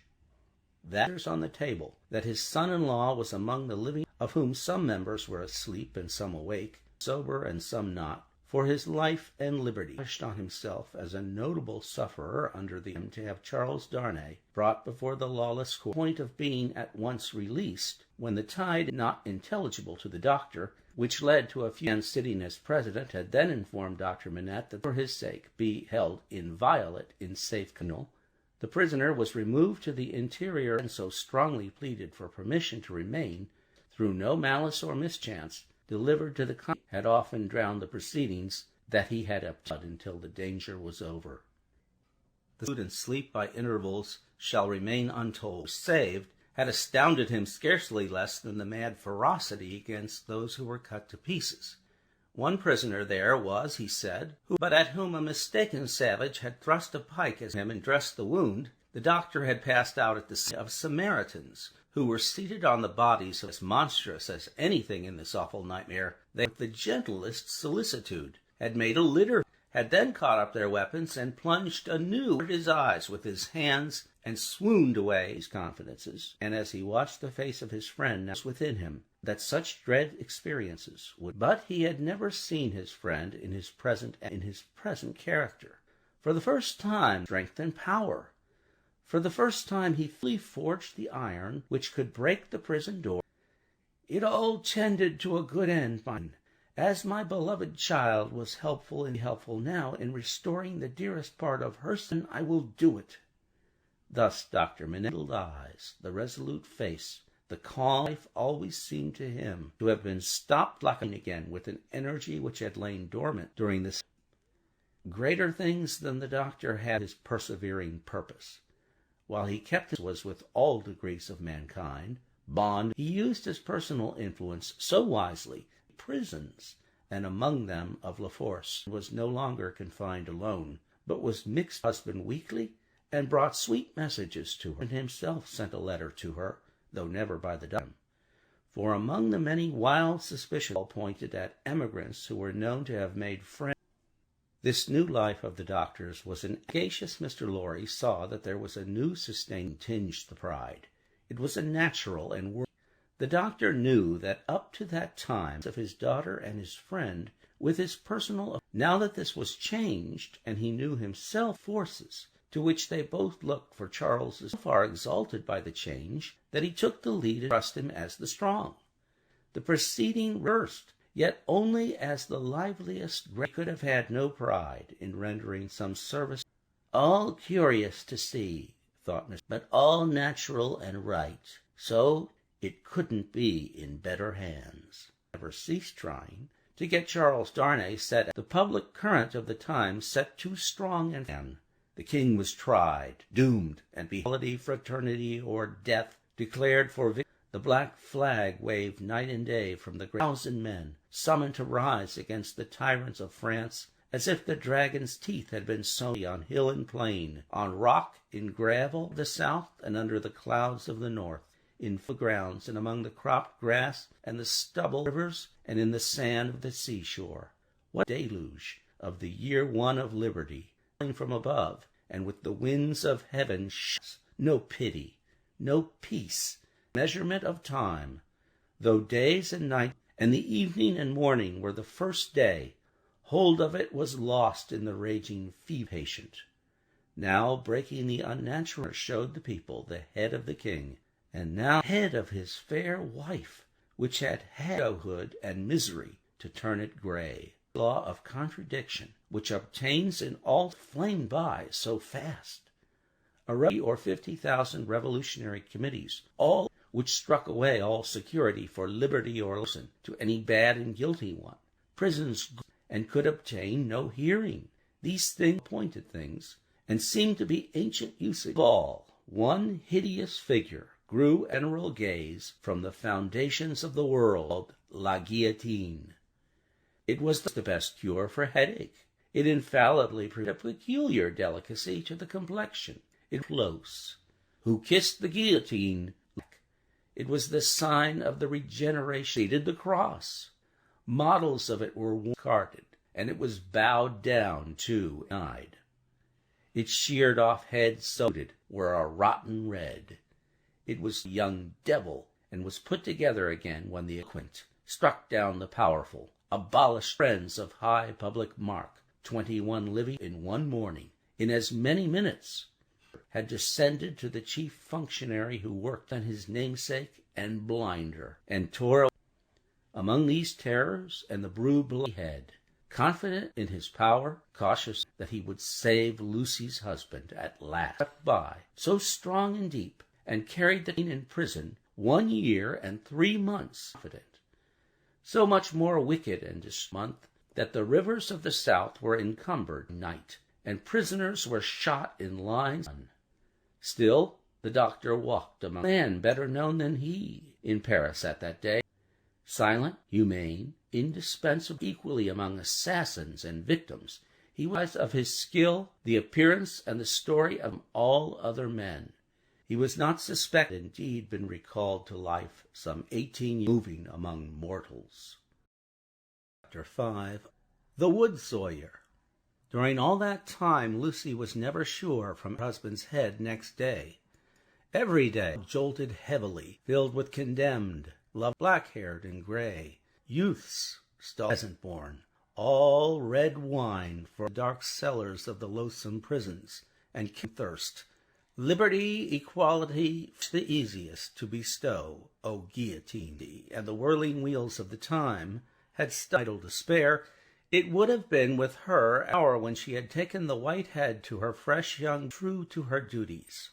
She was truest, gently loyal and good, will always be. And her father had entered on the routine of his as exactly as if her husband had been there. Appointed time. Little Lucy she taught as home.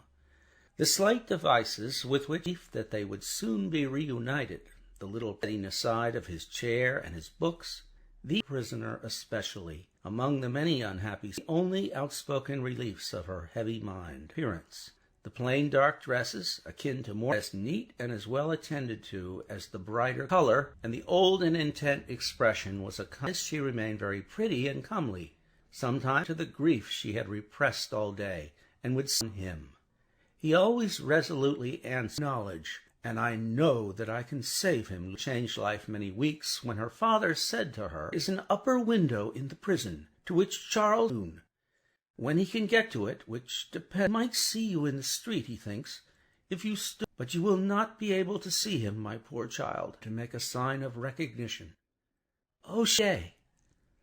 From that time, in all, as the clock struck 2, she was there, and at 4 it was not too wet or inclement for her child to be. She was alone, but she never missed a single day of a small winding street, the hovel of an only house at that end. All else was he noticed her. Good day, citizen. This mode of address was now prescribed by decree time ago among the more thorough patriots. Looking here again, citizeness. You was a little man with a redundancy of gesture, cast a glance at the prison, pointed at the prison, to represent bars, peeped through them, my business, said he, and went on sawing out for her, and accosted her the moment she appeared. Citizeness? Yes, citizen. Your mother, is it not, my little citizeness? Lucy, drawing close to her. Yes, dear, but it's not my business. My word, I call it my little guillotine. And off his head comes a basket.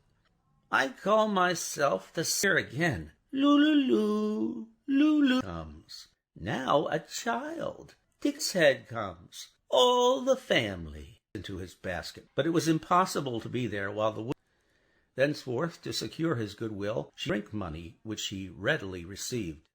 Quite forgotten him in gazing at the prison roof, she would come to herself to find him looking at her, stopped in its work. But it's not my business. Fall to his sawing again. In the bitter winds of spring, in the hot sunshine of summer, and frost of winter, Lucy passed 2 hours. Leaving it, she kissed the prison wall. It might be once in 5 or 6 times. It might be not for a week or a fortnight, and did see her when the chances served, and 7 days a week. These and her father walked among the terrors with a steady head. She arrived at the usual corner. It was a day of summer. She had seen the houses as she came along, decorated caps stuck upon them, also with tricolored inscription. Tricolored letters were the favorite. Liberty, equality, fraternity, or Sawyer was so small that its whole surface. He had got somebody to scrawl it up for him with most inappropriate difficulty. A good citizen must, and in a window he had stationed a guillotine for the great sharp feast.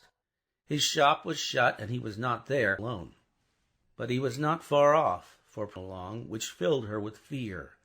A moment corner by the prison wall, in the midst of whom was the... There could not be fewer than 500,000 demons. There was no other music than the regular revolution song, keeping a ferocious time. Men and women danced together. Hazard had brought them together. At first they were in rags, but as they filled the place and vision of a dance figure gone raving mad arose on one another's hands, clutched at one another's heads, spun round in pairs, until many of them dropped hand in hand, and all spun round together. Of 2 and 4 they turned, and struck, clutched, and tore, and then the other way. Suddenly they stopped again, formed into lines the width of the public way, and with them screaming off. No fight could have been half so emphatically a fallen sport, a sump devilry, a healthy pastime changed into a and stealing the heart. Such gear, showing how warped and perverted all the maidenly bosom bared to this, the delicate foot mincing in this jointed time. This was the Carmen, frightened and bewildered, in the doorway of the woods quietly, and lay as white and soft. "Oh, my father!" For he stood before her when she lay with her hand. "Such a cruel No, I have seen it many times. I am not frightened for myself, the mercies of these people. I left him climbing to the window, and I came to tell you. Press your hand towards that highest shelving roof. Send him my soul with it. You can." A footstep in the snow. From the doctor. "I salute you, sir. Madame Defarge gone, like a sure arm, my love. Pass from here with an air of well done." They had left the spot. "It shall not tomorrow." "For tomorrow?" There are precautions to be taken that could not be taken. He has not received the notice yet, but I know that he will press conciergerie. I have timely information. Scarcely answer. "I trust in you. Suspense is nearly ended, my darling.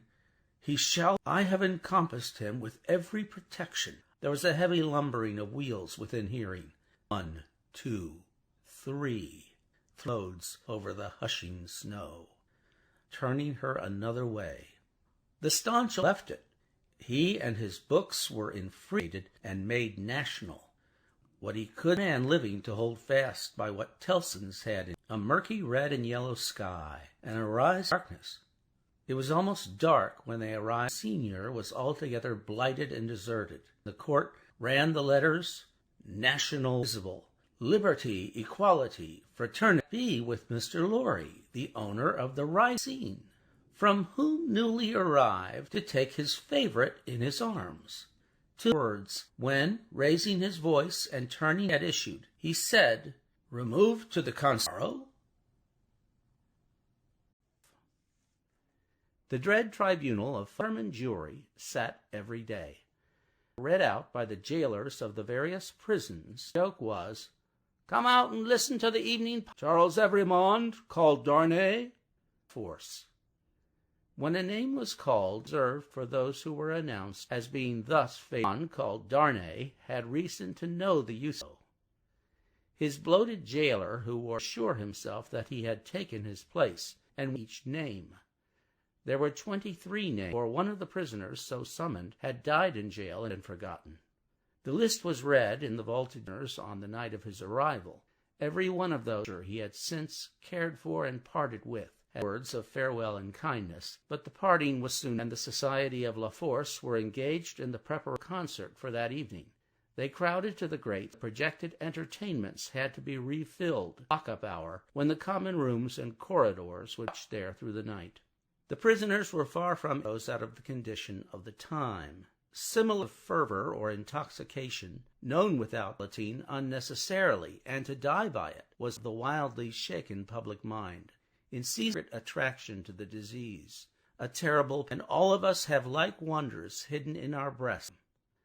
The passage to the conciergerie in haunted cells was long and cold. The bar, before Charles Darnay's name was called, and the trials of the whole occupied, and Raymond, called Darnay, sat upon the bench in feathered hats, but the rough was otherwise prevailing. Looking at the jury, the usual order of things was reversed, and that the lowest, cruelest, and worst of low, cruel, and bad were the directing, applauding, disapproving, anticipating a check. Of the men, the greater part were more knives, some daggers, some 8. Among these last was one with the spare piece. She was in a front row by the side of a man whom he directly remembered as Defarge, his ear, and that she seemed to be his wife, but were posted as close to himself as they could be, waiting for something with a dogged determination, and under the president sat Dr. Manette in his usual C. He and Mr. Lorry were the only men in the usual clothes, and had not assumed the coarse garment called Darnay, was accused by the forfeit to the Republic, under the decree which it was nothing that the decree bore date since, and there was the decree. He had been taken in. "Take off his head!" cried the audiobook. The president rang his bell that it was not true that he had lived many years in England. Was he not an emigrant then? What did he call himself? The sense and spirit of the law. Why not? Because he had voluntarily relinquished a title was distasteful to him, and had left his country. Acceptation by the tribunal was in use rather than on the industry of the overladen people of this. He handed in the names of 2 witnesses and Manette. But he had married in England, but not an Englishwoman. A citizen of birth. Her name and family. Manette, the good physician who sits there. Cries in exultation of the so capriciously were the people moved that atrocious countenances which had been glaring at them to pluck him out into the streets and kill him. Charles Darnay had set his foot, according to Dr. Same cautious counsel, directed every step that lay of his road. The president asked sooner. He had not returned sooner, he was living in France, save those he had resigned in the French language and literature. He had returned of a French citizen who represented that his life would come back to save a citizen's life and to the truth. Was that criminal in the eye? Enthusiastically, no. And the president ran, for they continued to cry no until they required the name of that citizen. The accused. He also referred with confidence to this at the barrier, but which he did not doubt would be found. The doctor had taken care that it should be, and at this stage of the proceedings it was produced to confirm it, and did so. Citizen politeness, that in the pressure of business with which it had to deal, he had been slain, in fact, had rather passed out of the tribunals ago, when he had been summoned before it, and had been satisfied that the accusation against him was the citizen Evrémonde, called Darnay. His high personal popularity, and the clear. But as he proceeded, as he showed that the accused was his first friend on his release from his long imprisonment, that the accused had remained with his daughter and himself in their exile, that government there, he had actually been tried in England and friend of the United States, as greatest discretion and with the straightforward force of populace became one. At last, an English gentleman then and there present, who, and could corroborate his account of it, that they were ready with their votes, if the president were every vote, the jurymen voted aloud and of applause. All the voices were in free. Then began the populace sometimes gratified their generosity and mercy, or which they regard an account of cruel rage. Motives, such extraordinary scenes were all the three, with the second predominating. Then tears were shed as freely as blood were bestowed upon the prisoner by as many of both long and unwholesome confinement. He was in danger, knew very well that the very same people, carried by the same intensity to rend him to pieces, his removal to make way for other accused persons, arrests for the moment. 5 were of the Republic, forasmuch as they had not assisted. So quick was the tribunal to compensate itself, that these 5 came down to him before in 24 hours. The first sign of death, a raised finger. Long live the Republic. The 5 had meetings, for when he and Dr. Manette emerged from the gate, it seemed to be every face he had seen in court, except on his coming out, the concourse made at him, all by turns and all together. A mad scene was acted, seemed to run mad, like a great chair they had among them, and which they had taken either out. Over a chair they had thrown a red flag with a red cap on its top. In this treatise could prevent his being carried to his home, sea of red caps heaving about him, and such wrecks of faces, that he more than confusion, and that he was in the tumbril in wild dreamlike procession, embracing them on, reddening the snowy streets and tramping through them, as they had reddened them thus into the courtyard of the building where he lived. And when her husband stood upon his feet, as he held her to his heart, and turned her crowd, so that his tears and her lips fell to dancing, instantly overflowed with the Carmagnole. Then women from the crowd, to be carried as the goddess out into the adjacent streets, and along the rivers absorbed them every one, and whirled them away, as he stood victorious and proud before him. After panting and breathless from his struggle against the water, little Lucy, who was lifted up to clasp her arm, seen the ever-zealous and faithful Pross, and carried her up to their rooms. "Safe! Oh, dearest Charles," prayed to him. They all reverenced again in his arms. He said to her, "No other man in all this France could have done," laid her head upon her father's breast, as long, long ago. He was happy for his suffering. He was proud of him. "My darling," he remonstrated, "don't trouble." Book 3. I have saved him. Dreams in which he had often come back. He was real, and a vague but heavy fear was upon her. The people were so passionately revengeful, death on vague suspicion and black malice. It was blameless as her husband, and as dear to others the fate from which he had been clutched, that her heart ought to be. The shadows of the winter, the dreadful carts were rolling through the streets, among the condemned, and then she clung closer, her father cheering her, which was wonderful to see. No 105 North Tower now. His promise was redeemed. He had seen upon him. Their housekeeping, that was the safest way of life, involving the least, and Charles, throughout his imprisonment, had to pay, and towards the living of the poorer prisoners. A domestic spy, they kept no servant. As porters at the courtyard gate rendered them wholly transferred to them by Mr. Lorry, had there every night. It was an ordinance of equality, fraternity, or death, that on every inmate must be legibly inscribed at height from the ground, Mr. Jerry post down below. And as the afternoon shadow appeared, from overlooking a painter whom the name of Charles Evrémonde called Dark and Distrust that darkened the time, all the youth in the doctor's little household, as in very many others, were purchased every evening in small quantities to avoid attracting notice and to give as little a general desire.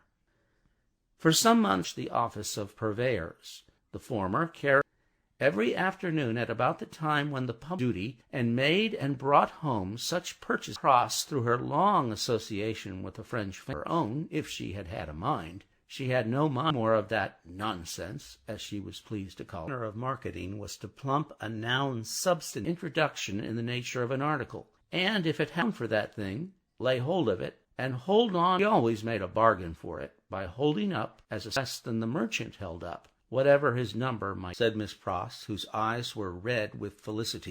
Jerry hoarsely professed himself at Miss Pross's long ago, but nothing would file his spiky. Was wanted, said Miss Pross, and we shall have a nice toasts these redheads will be. It will be much the same to your knowledge, miss, I shall health or the old uns. Who's he? Dickens explained himself as meaning, "Oh, Pross, it doesn't need an interpreter to explain one, and it's midnight murder and mischief," cried Lucy. Yes, I'll say among ourselves that I do hope there will be no embracings all round going on in the streets. I come back. Take care of your dear husband. You have it now till you see me again. I think you may take that liberty. Gracious sake, don't talk about liberty. We have quite enough of her. Again, Lucy remonstrated, in her head emphatically. The short and the long of it, King George III. Miss Pross' maxim is, confound their politics. First we fix, God save the king. Growlingly repeated the words after Miss Pross. I am glad you have so much of the Englishman in you, said Miss Pross approvingly. But the question creature's way to affect to make light of anything at it in this chance manner. Is there any place? I fear not yet. Hi-ho-hum, said Miss Pross, Cheerfuling's golden hair in the light of the fire. Then hold up our heads and fight low, as my brother Solomon. Don't you move, Ladybird. They went out by a bright fire. Mr. Lorry, Miss Pross had lighted the lamp, but had put it aside undisturbed. Little Lucy sat by his arm, and he, in a tone not rising, great and powerful fairy who had opened a prison wall, a service. All was subdued and had been. "What is that?" she cried, stopping in his story and laying his hand on hers. "You are in." "The least thing. Nothing. Daughter. I thought my father's face," and in a faltering voice, "that I heard the staircase is as still as death." Struck upon the door. "Oh, father, save him." "My child," on her shoulder, "I have saved him. Go to the door." He took the lamps and opened it. A rude clatter in red caps, armed with sabres and pistols. "Every man called Darnay," said the first. "I seek him. We seek him. Tribunal today. You are again the prisoner." Where he stood with his wife and child clinging. "Am I again a prisoner?" "It is enough that tomorrow. You are summoned for tomorrow." Had so turned into stone that he stood with the lamp to hold it, moved after these words were spoken, and taking him not urgently by the loose front. "Know him, you have said. Do you know me?" "We all know you, citizen doctor," actedly from one to another, and said in a lower voice, "Question to me then, how does this happen?" Reluctantly. "He has been denounced to the second," pointing out the second who had entered. "Is from," indicated, nodded his head, and added, "Of what?" asked the doctor. Former reluctance. "Ask no more. You, as a good patriot, will be happy to make them. The people is supreme. Every man treated. Will you tell me who denounced him?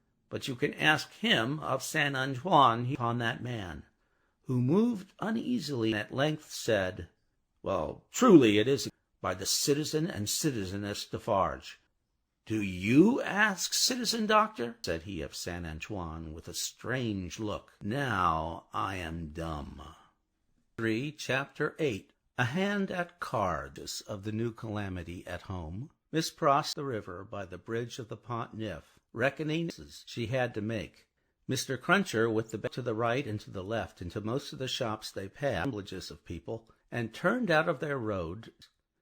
It was a raw evening, and the misty, and to the ear with harsh noises, showed where they worked, making guns for the army of the Republic, tricks with that army, or got undeserved. His beard had never grown for the national race. Having purchased a few small articles of grocery, bought herself of the wine they wanted. After at the sign of the good Republican Brutus of Antons, and twice the Tuileries, where it had a quieter look than any other place of the patriotic caps, was not so red as the him of her opinion. Miss Pross resorted, attended by her cavalier. People, pipe in mouth, playing with limp-breasted, bare-armed, soot-begrimed workmen, listening to him. Of the weapons worn, or latest fallen forward asleep, who in the pocketbook, in that attitude, like slumbering bears, approached the counter and showed what they wanted. A man parted from another man in a corner and had to face Miss Pross. No sooner screamed and clapped her hands. Somebody was assassinated by somebody, vindicating. Everybody looked to see somebody fall, staring at each other. The man with all the outward, the woman evidently English. By the disciples of the good Republican, voluble and loud, would have been as much Hebrew as they had been all ears. But they had no ears. It be recorded that not only was Miss Pross lost, though it seemed on his own separate and individual account. "What is the matter?" said the man who had caused Miss, though in a low tone and in English. "Oh, Pross," clasping her hands again, "after not setting, do I find you here?" "Oh," asked the man in a furtive, frightened way. Pross, bursting into tears. "Have I asked me such a cruel question?" "Come out if you want to speak to me. Pay for your wine." Miss Pross, shaking her loving and dejected head at her. "Mr. Cruncher." "Think me a ghost?" Apparently Mr. Cruncher not a word, however, and Miss Pross, exploring the difficulty, paid for her wine, as she did Republican Brutus of antiquity, and offered a few, which caused them all to relapse into their former, said Solomon, stopping at the dark street corner. What unkind in a brother, nothing has ever turned. Give me such a greeting and show me no affection, said Solomon, making a dab at Miss Pross's lips. Pross only shook her head and wept in silence. Brother Solomon, I am not surprised. If you really don't want to endanger my existence as soon as possible and let me go mine, I am my English brother Solomon, that had the makings in him of country, an official among foreigners. Sooner have seen the dear boy lying in his... I knew it. You want to be the death of me, just as I am getting on. The great Miss Pross, far rather would I never see thee and ever shall. Say but one affection or estranged between us, and I will detain you. As if the estrangement between them had come of Mr. Lorry had not known it for a fact. Years ago, precious brother had spent her money and left her, however, with a far more grudging condescension. Merits and positions had been reversed, which is in very Cruncher, touching him on the shoulder, hoarsely and angular question. I sigh, Solomon or Solomon John, if he had not previously uttered a word. Go. Which, by the way, was more than he could do himself. Solomon John. She calls you Solomon, or John, you know. Which of the two goes first? That warn't your name over the water. What do you mean? For I can't call to mind what your name was over the water. I swear it was a name of 2 syllables. Indeed. I know you. You was a name of the father of lies. Own father to your said another voice, striking in. That's... The speaker who struck in was Sidney Carton, and he stood at Mr. Cruncher's elbow as Nick. Don't be alarmed, my dear Miss Pross.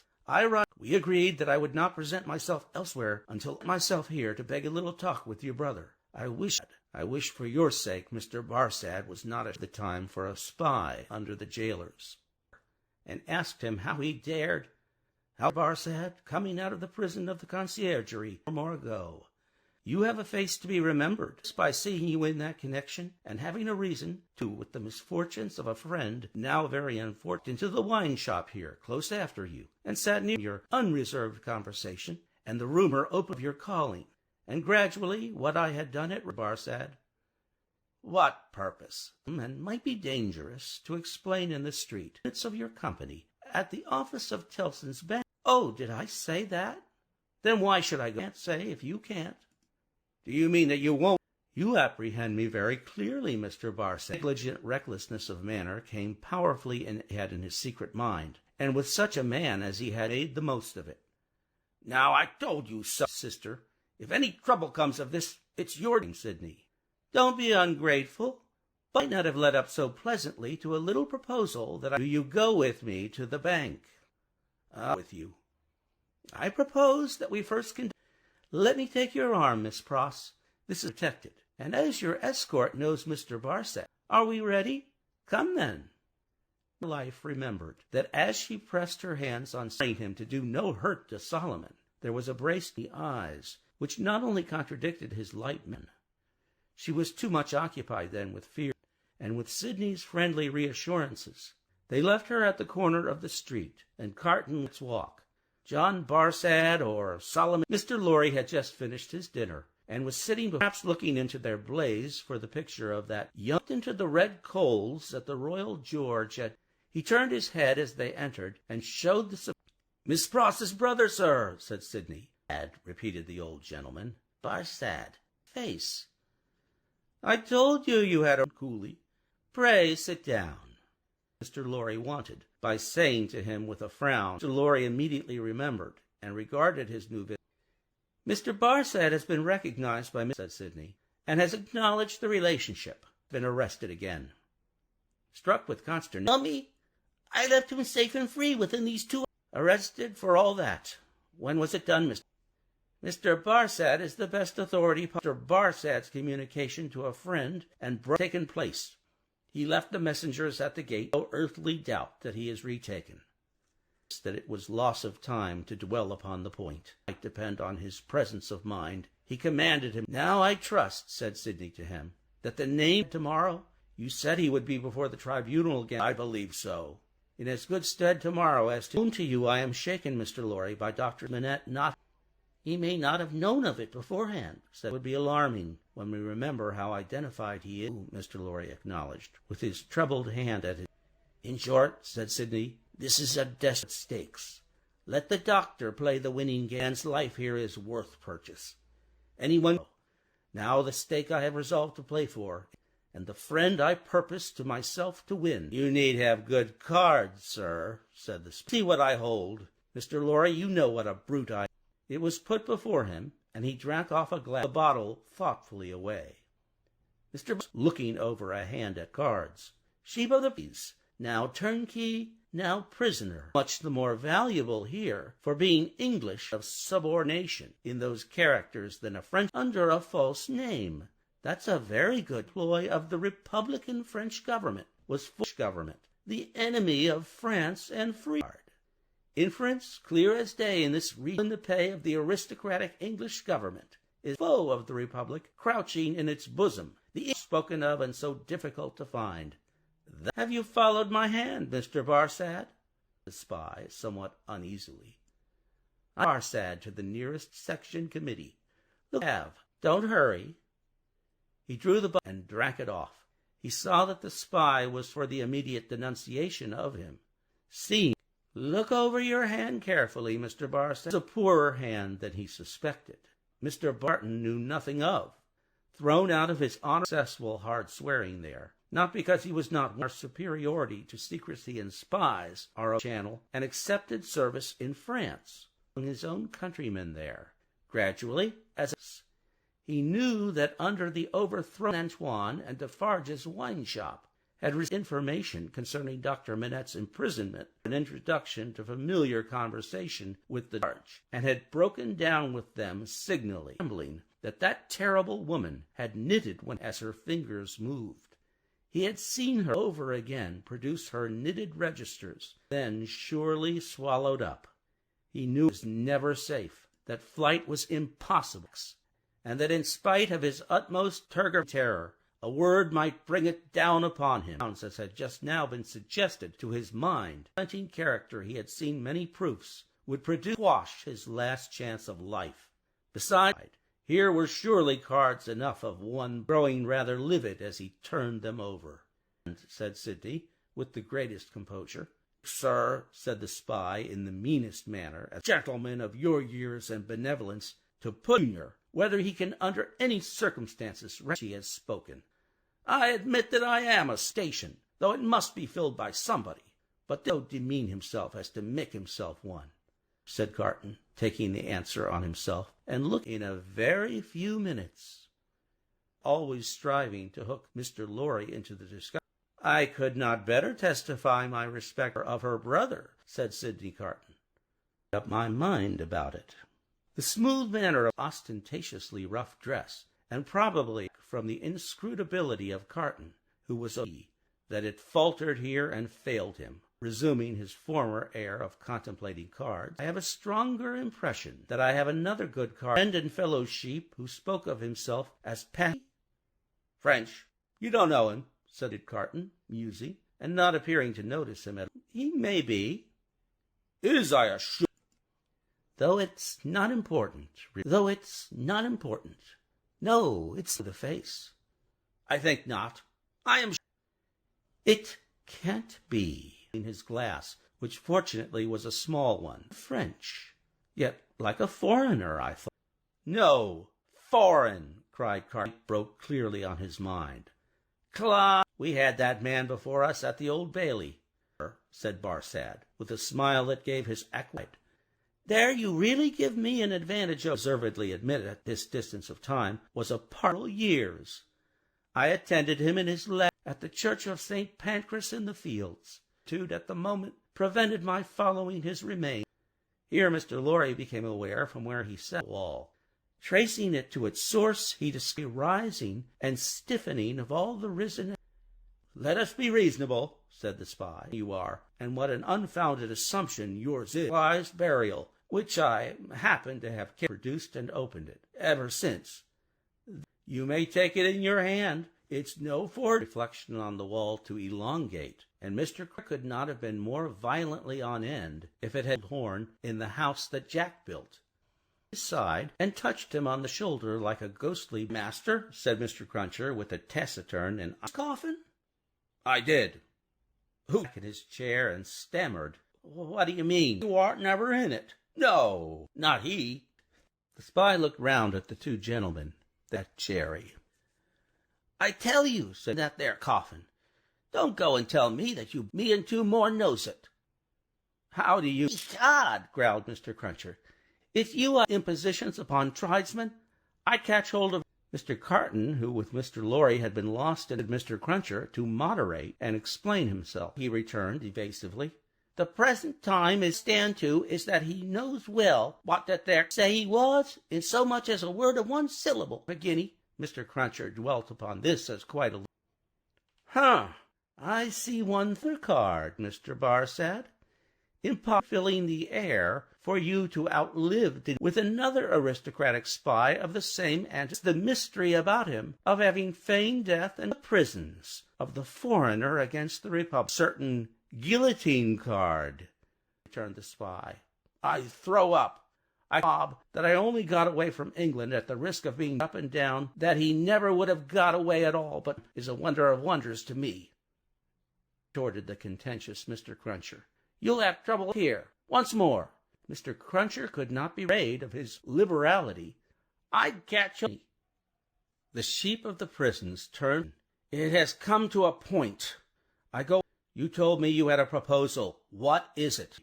Asked me to do anything in my office, putting my life to the chances of a refusal than the chances. Make that choice. You talk of desperate. Remember, I may denounce you if I think proper, and others.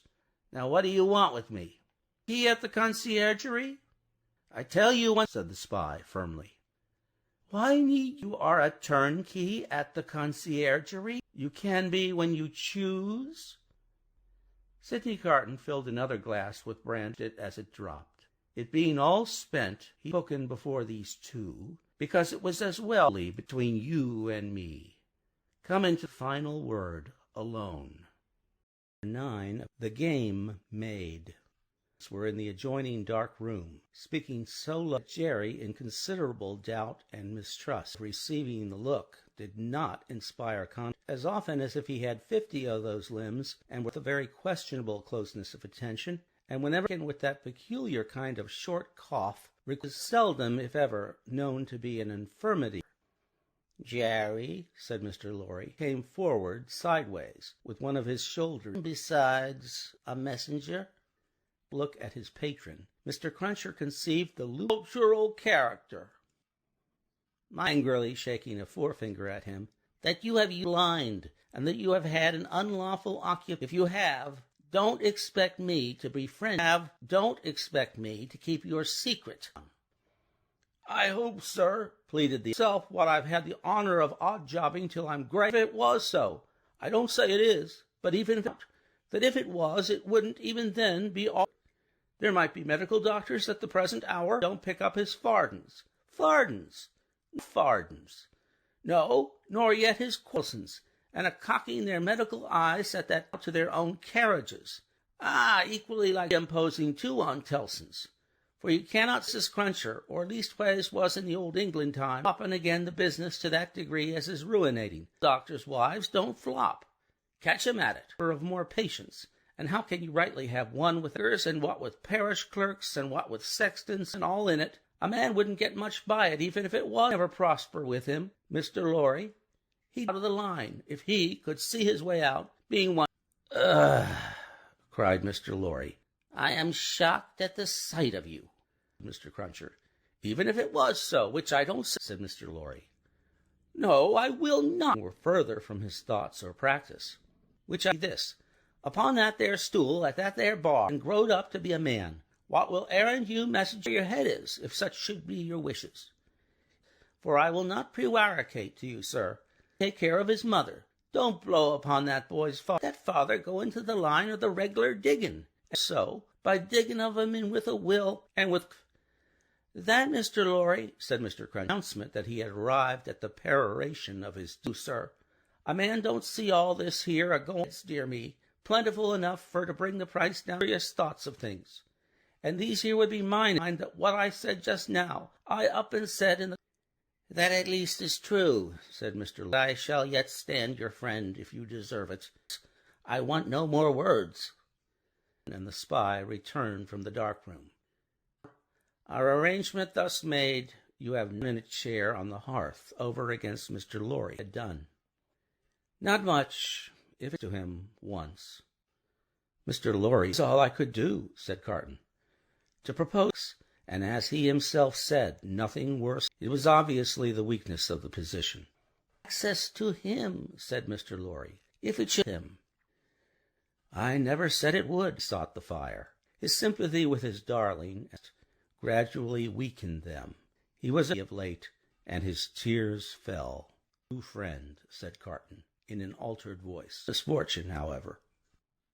Though he said there was a true feeling and respect, both in his seeing the better side of him, was wholly unprepared for, gently pressed it. To return, tell her of this interview or this arrangement. You'd think it was contrived, in case of the worst, to convince. Mr. Lorry had not thought of that mind. It seemed to be. He returned. She might think 1,000 things, Carton said. Don't speak of me to her. I can put my hand out to do any little help without that. You are going to her at night. I am going now, direct. She has such a strong attachment to you and anxious and unhappy, but very... It was a long, grieving sound. It attracted Mr. Lorry's eyes to Carton's face, or a shade, the old gentleman could not have said, would sweep over a hillside on a wild, bright day, flaming logs, which was tumbling forward. Vogue, and the light of the fire touching their light long brown hair, all untrimmed, hanging fire, was sufficiently remarkable to elicit a word of her. Boot was still upon the hot embers of the flaming log. I forgot it, he said, to his face, taking note of the wasted airs, and having the expression of prisoners' faces of that expression. And your duties here? Yes, as I was telling you, I have at length done all that I can do here. I have quitted Paris. I have my leave to pass. Both silent. Yours is a long... I am in my 78th year, steadily and constantly occupied, trusted. I have been a man of business ever since I have been a man, when a boy. See what a place you when you leave it empty. A solid, shaking his head. There is nobody to weep for. Wouldn't she weep for you? Wouldn't her child? I didn't quite mean what I said. Surely. If you tonight, I have secured to myself the of no human creature. I have won myself a good or serviceable to be remembered by. Yours, would they not? You say truly, Mr. Sidney turned his eyes again upon the fire, and I should like to ask you, does your childhood, your mother's knee, seem days of very long ago? Mr. Lorry answered. 20 years back, yes. For as I draw closer and closer to the and nearer to the beginning, it seems to be one of the... My heart is touched now by many remembrances. Mother, and I so old, and by many associates was not so real with me, and my faults were... Stand the feeling, exclaimed Carton, with a bright... I hope so. Carton terminated the outer coat. But you, said Mr. Lorry. Yes, said Carton, I am to age. Enough of me. And of... I'll walk with you to her gate. If I should prowl about the streets a long time, don't you go to the court tomorrow? Yes, I as one of the crowd. My spy will find a place. Lorry did so, and they went downstairs and out in the street, Lorry's destination. Carton left him there again when it was shut, and touched it. He had... She came out here, he said, looking about him. Often. Let me follow in her steps. Prison of La Force, where she had stood hundreds of times. Shop was smoking his pipe at his shop door, pausing and going by. For the man, How goes the Republic? 63 today. His men complain sometimes of being exhausted. Oh, that Samson, such a barber. Always, every day. What? Never. Go and see him, citizen. He shaved the 63 today, and word of honor. As the grinning little... How he timed the executioner, Carton was so certain that he turned away. But you are not... Yes, said Carton, pausing. You speak like a Frenchman. I am an old Frenchman. Good night, Englishmen. But go and see that droll dog, the little man. Sidney had not gone far out of the glimmering lamp, and wrote with his pencil on a scrap step of one who remembered the way well. Several usual for the best public thoroughfares remained stopped at a chemist's shop, which the owner was closing, a orchid shop, kept in a tortuous uphill thoroughfare. Giving this citizen two good laid the scrap of paper before him. Hi, hi, hi. Sidney, you, citizen? For me.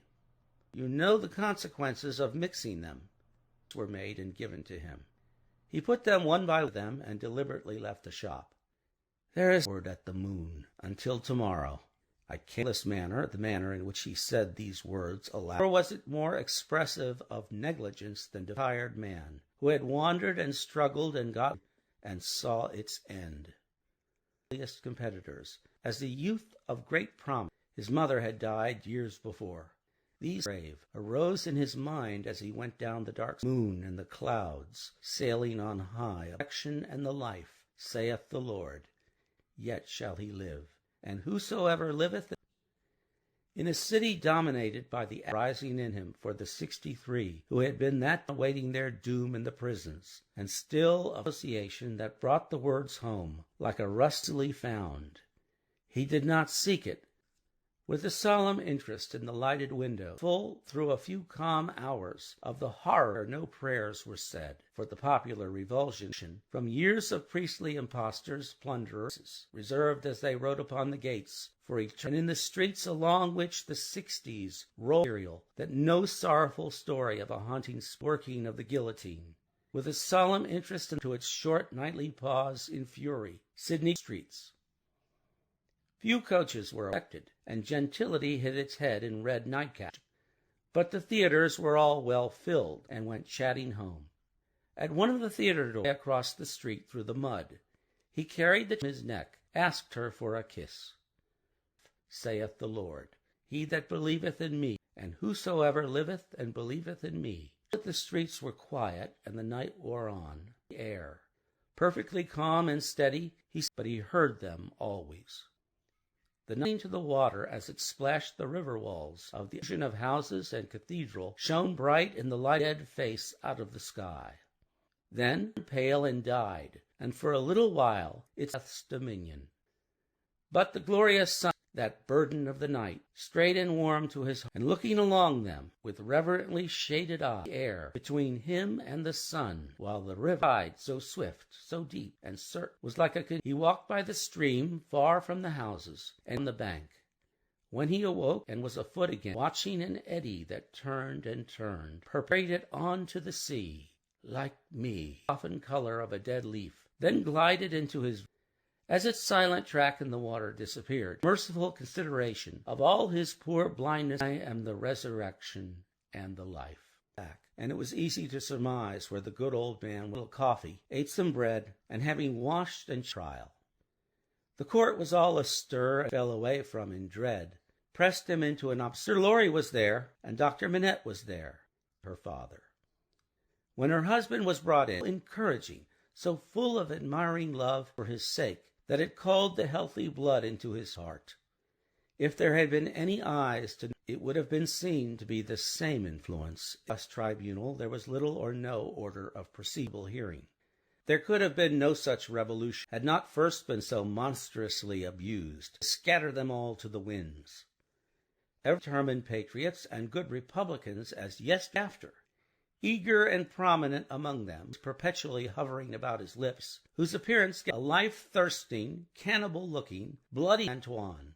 The whole jury, as a jury, every eye then turned to the 5 judges leaning in that quarter today, business meaning there. Every eye gleamed at it approvingly, and heads nodded strained attention.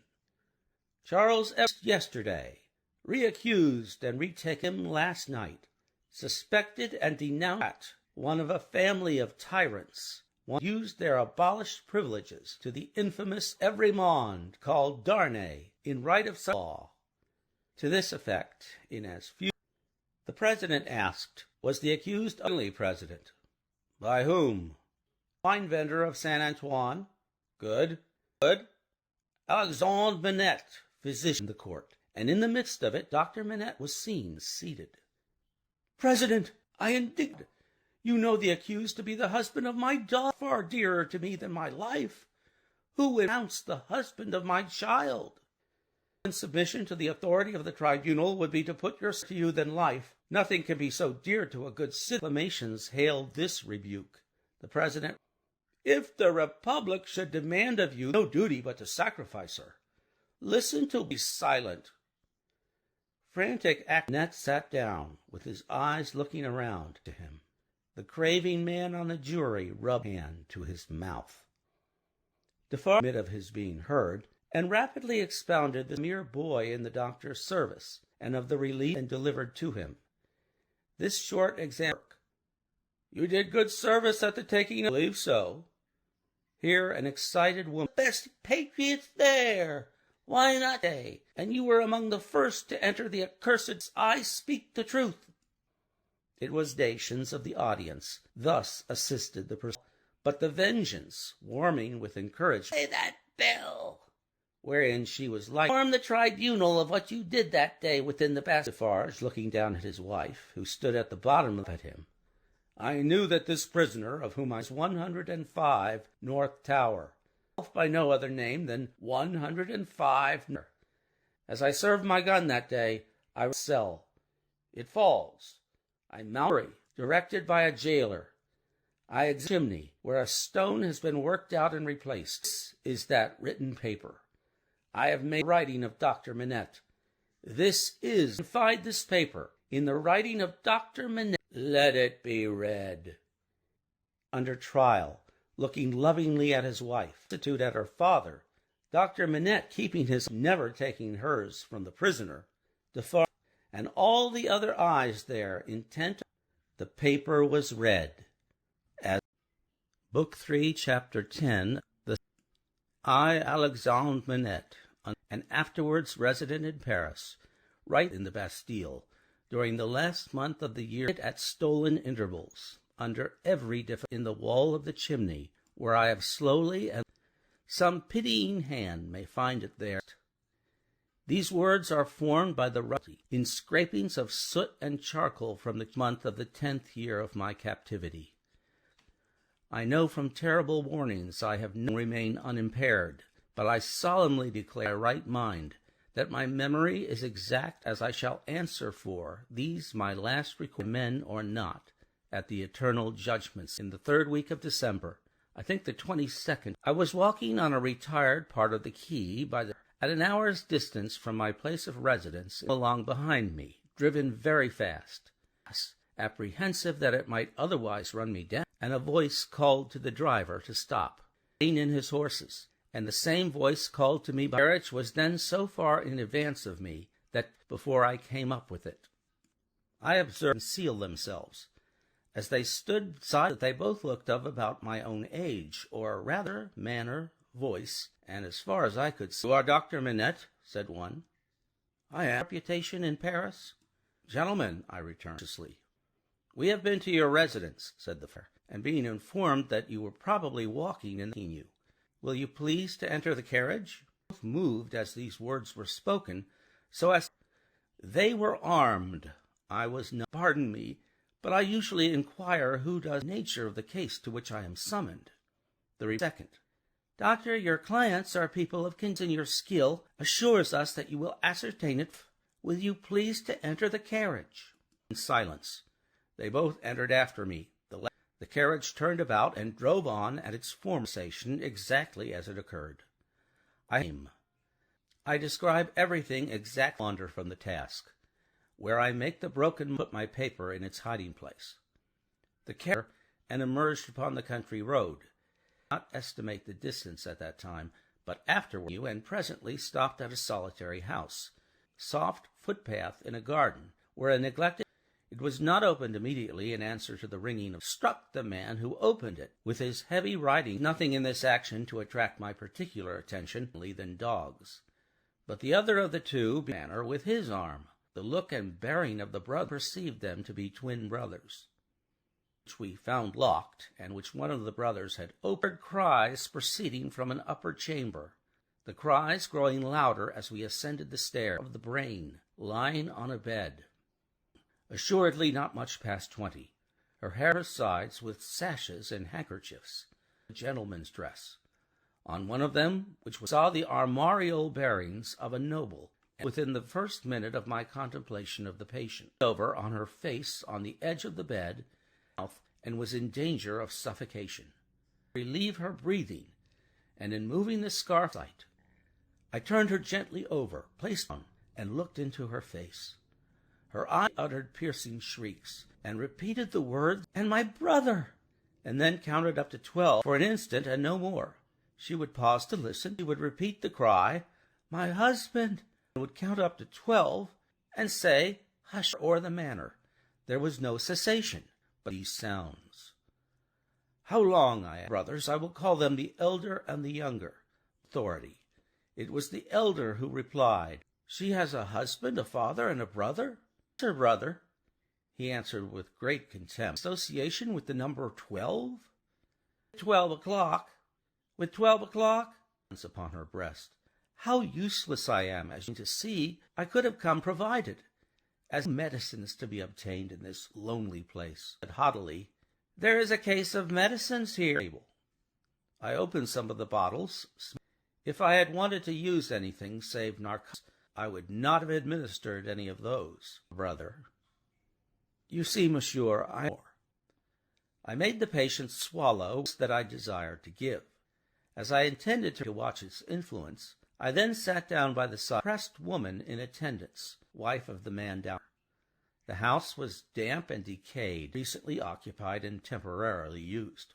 Before the windows to deaden the sound of the shriek succession, with the cry, "My husband!" counting up to 12, and "Hush!" fastened the bandages restraining the arms. The only spark of encouragement in her breast had this much soothing influence, tranquilized the figure. It had no effect to be more regular, for the reason that my side of the bed for half an hour, with the two brothers. "There is another patient." I was "You had better see," he carelessly. The other patient lay in a back room across a second staircase stable. There was a low plastered ceiling of the tiled roof, and there were beams across a portion of the place, faggots for firing. I had to pass through that part to get at the other, shaken.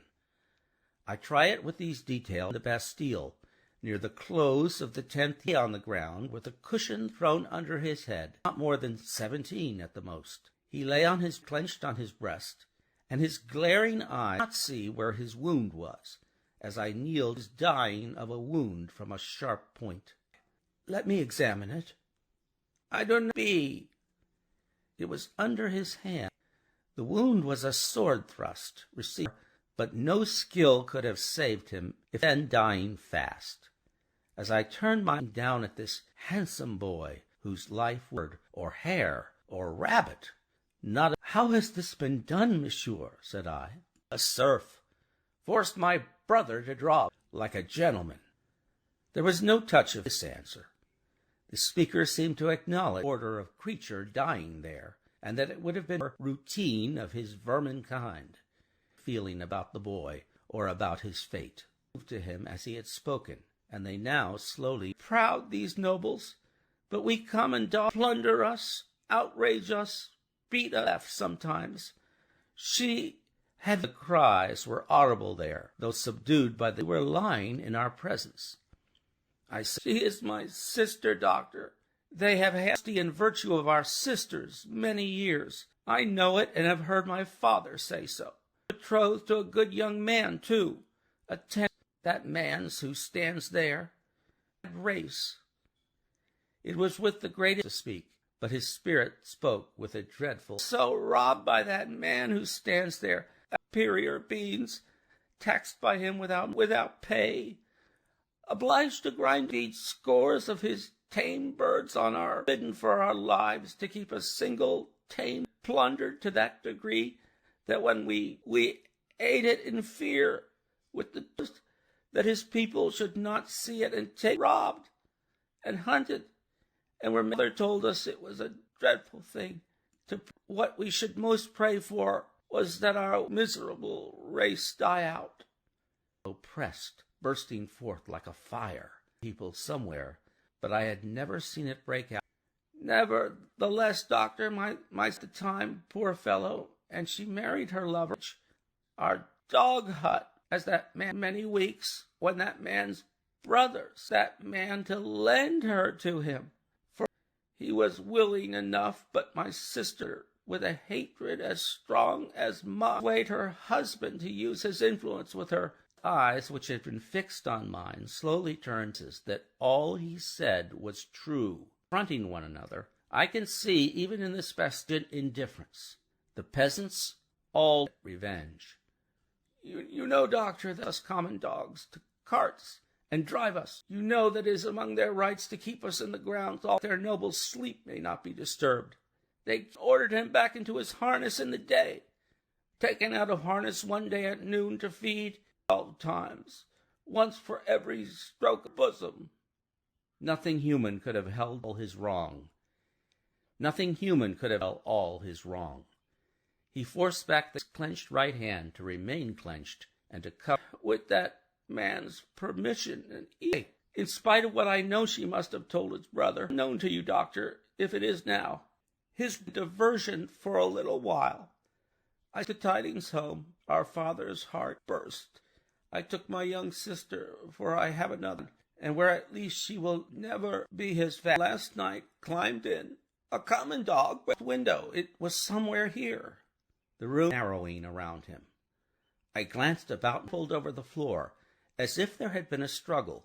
I told her not to come near us till he was dead. Money then struck at me with a whip, but as to make him draw, let him break into stained with my common blood. He drew his skill for his life. The fragments of a broken sword lying among the hay. In another place lay an old sword that said, "Up, doctor, lift me up. Where is he?" The boy, and thinking that he referred to the brother. "He is afraid to see me. Where is the—" I did so, raising the boy's head against with extraordinary power. He raised himself too, or I could not have still supported him. To him with his eyes opened wide, and his right things are to be answered for. I summon race to answer for them. I mind that I do it. In the days I summon your brother, the worst of the earthly. I mark this cross so that I do it. Twice he put a finger, drew a cross in the air. He dropped with it, and I laid him down to the bedside of the young woman. I found her raving. I knew that this might last silence of the grave. I repeated the bed until the night was far advanced. Her shrieks never stumbled in the distinct were always, "My husband, my 1, 2, 3, 4, 5, 6, 12. Hush." This left her. I had come and gone twice, and was her. I did what little could be done to assist, sank into a lethargy, and lay like the dead. Had lulled at last. After a long and fearful, called the woman to assist me to compose her figure, and knew her condition to be that of one in whom the first risen, and it was then that I lost the little head, asked the Marquis, whom I will still describe from his horse. "Not dead," said I. "Strength there is in these common bodies." "There is prodigious strength," I answered him. He first laughed at my words, and then frowned mine, ordered the woman away, and said in his brother in this difficulty with these hinds, "Your reputation is high. You are probably mindful of your interests. Things to be seen and not spoken of." Avoided answering. "Do you—" "Monsieur," said I, "in my profession in confidence." I was guarded with what I had heard and seen. I carefully tried the pulse and the heart. There was sound as I resumed my seat. I found both. I write with so much difficulty. The cold is so and consigned to an underground cell and there is no confusion or failure. I could detail every word that was ever spoken. Lingered for a week. Towards the last I could understand by placing my ear close to her lips who I was, and I told her my name. She faintly shook her head upon it. Had done. I had no opportunity of brothers. She was sinking fast, and could not live and was ever presented to her consciousness, save the woman jealously sat behind the curtain At the head of that, they seemed careless what communication I through my mind. I were dying too. Pride bitterly resented the younger brother's peasant, and that peasant a boy. The mind of either of them was the consideration was ridiculous. As often as I caught reminded me that he disliked me deeply. He was smoother and more polite to me than the elder. Saw that I was an encumbrance in the month. The patient died 2 hours before midnight, almost to the minute when I had first seen her. Her head drooped gently on one side, and the brothers were waiting in a room. I had heard them, alone at the bedside, and loitering up and down. When I went in, "She is dead. You, my brother," were his words as he turned around. The money which I had postponed taking. I took it from his hand, but laid it on the table, resolved to accept nothing. Under the circumstances, no. Their heads to me as I bent mine to them, and we parted. I am weary. I cannot read what I have written. In the morning, the rouleau of gold was left at my side. From the first, I had anxiously decided that day to write privately to the minister summoned, and the place to which I had gone. I knew what court influence was, and I expected that the matter would never be heard of. I had kept the matter a profound secret to state in my letter. But I was conscious that there might be danger for possessing the knowledge that I possessed. To complete my letter that night, I rose late. It was the last day of the year, when I was told that a lady waited, who wished more unequal to the task I have set myself. My senses are so benumbed, and the lady was young, engaging, and she was in great agitation.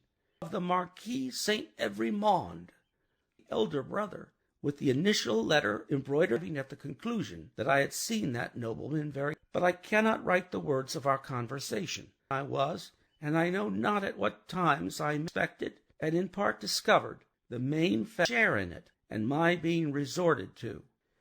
Her hope had been, she said in great distress, woman's sympathy. Her hope had been hateful to the suffering many. Sister living, and her greatest desire was to help, but that there was such a sister. Beyond that I knew not. Relying on my confidence had been the hope, whereas to this wretched hour these scraps of paper fail me. Yesterday I must finish my record today. Passionate lady, and not happy in her marriage, distrusted and disliked her, and his influence of him, and in dread of her husband, too. There was a child, a pretty boy. For his sake, doctor, she said, I can to make what poor amends I can. Otherwise, I have a presentiment for this. It will one day be required of my own. It is little beyond the worth of a charge of his life to bestow with the injured family, if the sister can, said, caressing him. It is for thine own dear Charles.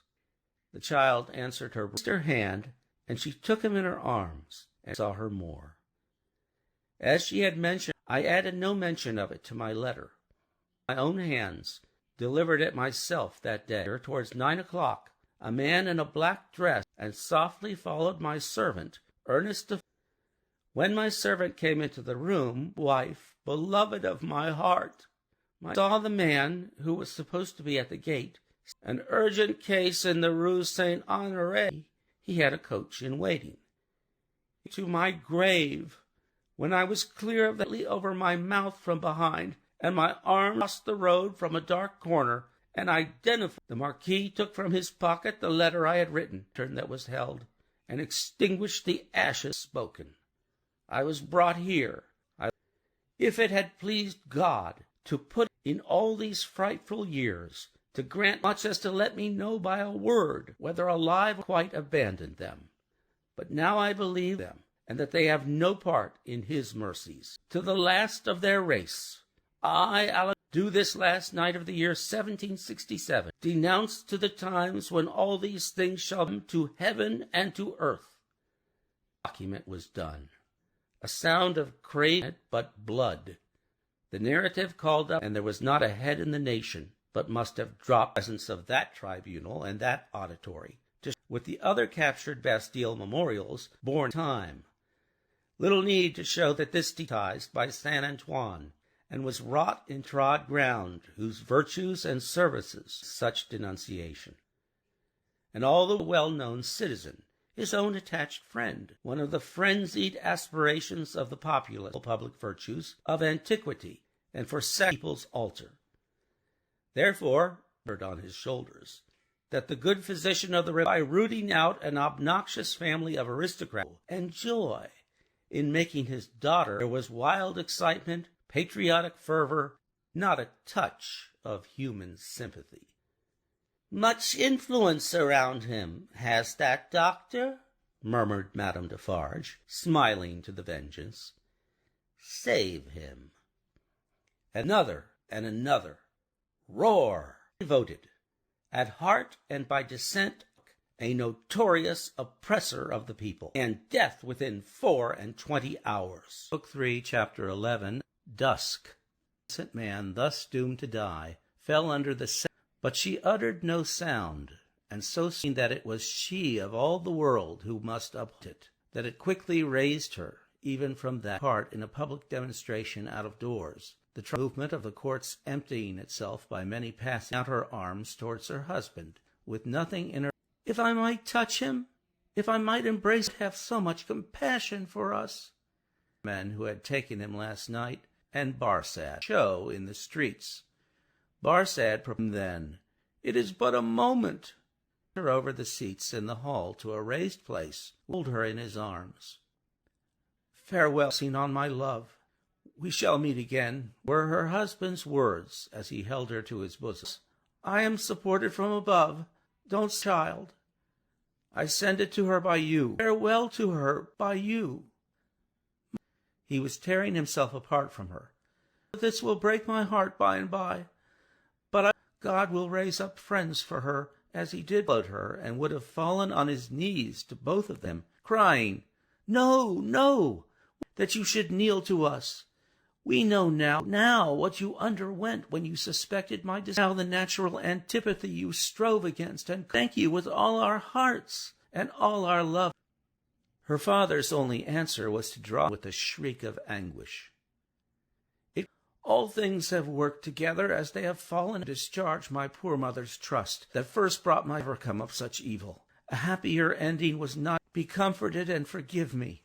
Heaven bay." His wife released him, and stood looking after him of prayer, and with a radiant look upon her face. As he went out at the prisoner's door, father's breast tried to speak to him, and fell in an obscure corner from which he had never moved. Sidney Carter and Mr. Lorry were with her. His arm trembled. Yet there was an air about him that was not in it. "Shall I take her to a coach?" He carried her lightly to the door, and laid her tenderly. Their old friend got into it, and he took his seat beside the way where he had paused in the dark not many hours before. The stones of the street her feet had trodden. He lifted to their rooms. There he laid her down and wept over her. "Don't recall her to her. It's better so. Don't revive her to consciousness." "Carton, Carton, dear Carton," cried little round him, in a burst of grief. "Now, mamma, something to save papa. All the people who love her bear to see her so?" Blooming cheek against his face. He put her down. "Before I go," he said, and paused. It was remembered afterwards that when he heard some words, the child who was near told her grandchildren when she was a handsome old lady, "You love."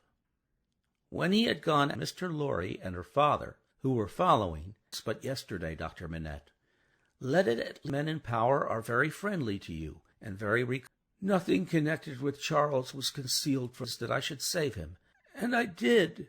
Very slowly. "Try them again. But try." "I intend to try. I have known such energy as yours to," with a smile and a sigh together, "such of little worth as life is when we misuse it. It is down if it were not. I will go straight, and I will go to others whom it is, but stay, there is a syllable until dark."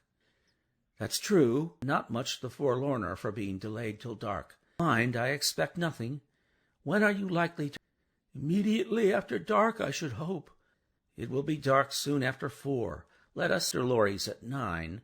Shall I hear what you have done? Yes, may you prosper. Touching him on the shoulder as he was going away.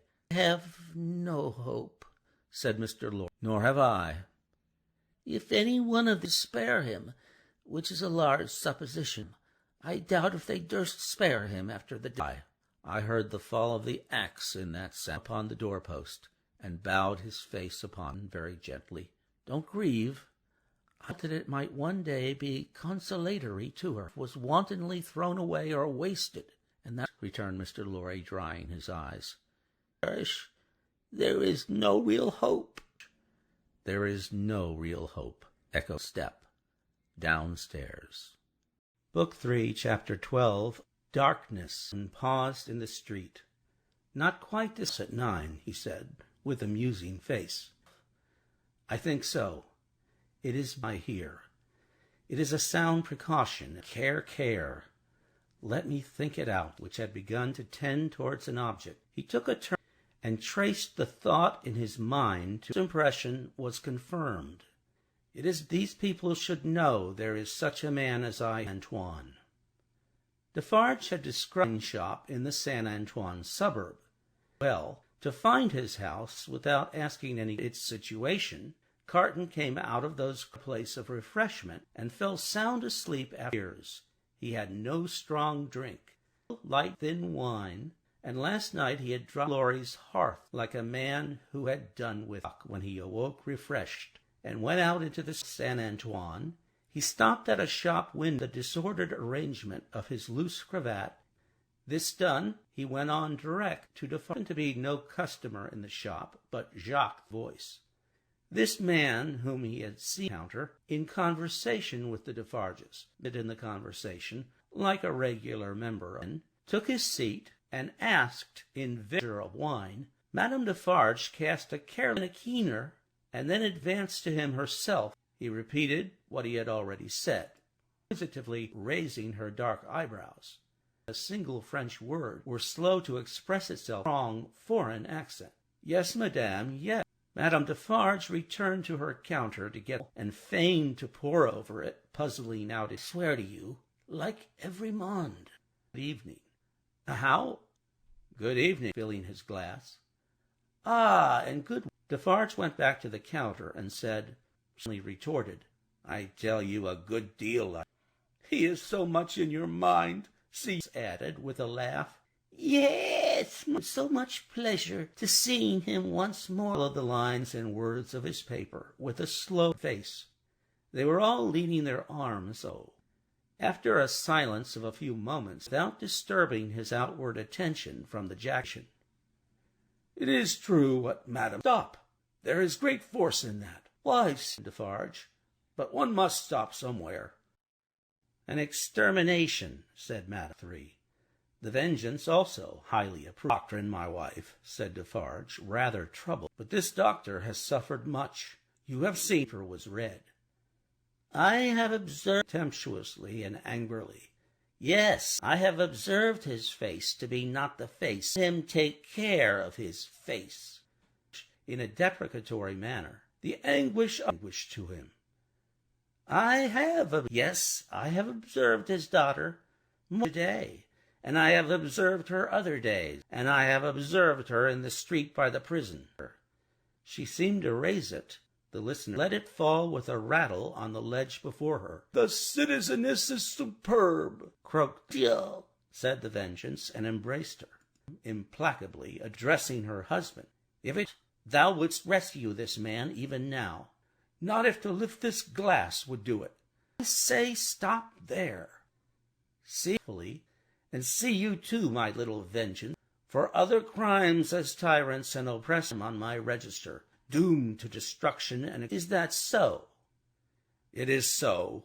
In the beginning of the great days, when the Bastille today, and he brings it home, and in the middle we read it here on this spot, by the light. So. It is so, assented. When the paper is read through, and the lamp in those shutters, and between those iron bars, ask him, is that so? I communicate to him that sea 2 hands, as I smite it now, and I fisherman of the seashore, and that peasant family, as that Bastille paper describes, is that sister of the mortally wounded boy. That husband was my sister's husband. That brother was my brother. Dead are my dead. Descends to me. Ask him, assented Defarge once more. Where to stop, returned Madame. But both her hearers derived a wrath. The listener could feel how white she commended it. Defarge, a weak memory of the compassionate wife of the Marquis, petition of her last reply, tell not me. The English customer paid for what he had, and asked, as a stranger, to be directed. George took him to the door, and put her arm on him. The English customer was not without his reflection, seized that arm, lifted it, and but he went his way, and was soon swallowed. At the appointed hour he emerged from where he found the old gentleman walking to and fro. He said he had been with Lucy until just now, his appointment. Her father had not been clock. She had some faint hopes that they were very slight. He had been more than... Mr. Lorry waited until 10, unwilling to leave Lucy any longer. It was arranged again at midnight. In the meanwhile, Carton would... He waited, and the clock struck. Mr. Lorry returned and found no... Where could he be? Some weak structure of hope on his prolonged absence. The instant he entered the room, it was... Whether he had really been to anyone, streets, was never known. As no question, for his face told them everything, said he, and I must have it. Where? And as he spoke with a helpless look, strained, drop on the floor. Where is he? Everywhere for my bench, and I can't work. Time presses. They looked at one another, and their... Come, said he, in a whimpering, miserable way, me my work.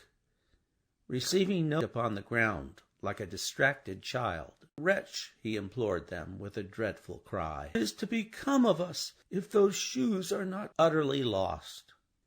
It was so clear to restore him that, as if by agreement, they asked him to sit down before the fire. With a promise, sank into the chair and brooded over the embers. With all that had happened since the garret time, Mr. Lorry saw him shrink into the keeping. Affected and impressed of ruin, it was not a time to yield, to be bereft of her final hope and reliance. Again, as if by agreement, they looked at one another. Carton was the first to speak. It was not much. Yes, he had better. Will you, for a moment, steadily attend to me? I am going to make, and exact the promise. Reason, a good one. I do not. The figure in the chair between them was off to and fro, and moaning. If they had been watching by a sick bed in the coat which lay almost entangling his feet, in which the doctor was accustomed to carry the list floor. Carton took it up, and there was... Look at this, he said. Mr. Lorry nodded and exclaimed, Thank God! Eagerly. A moment, let me speak of it in its place. First, he put his hand in his coat and took another paper from it. That is the certificate which enables me to pass out of this. Sidney Carton, an Englishman, gazing in his earnest face. I'll see him tomorrow, you remember, and I had better not. I don't know, I prefer Minette has carried about him. It is a similar and her child at any time to pass the bear. Yes, perhaps he obtained evil yesterday. When is it dated?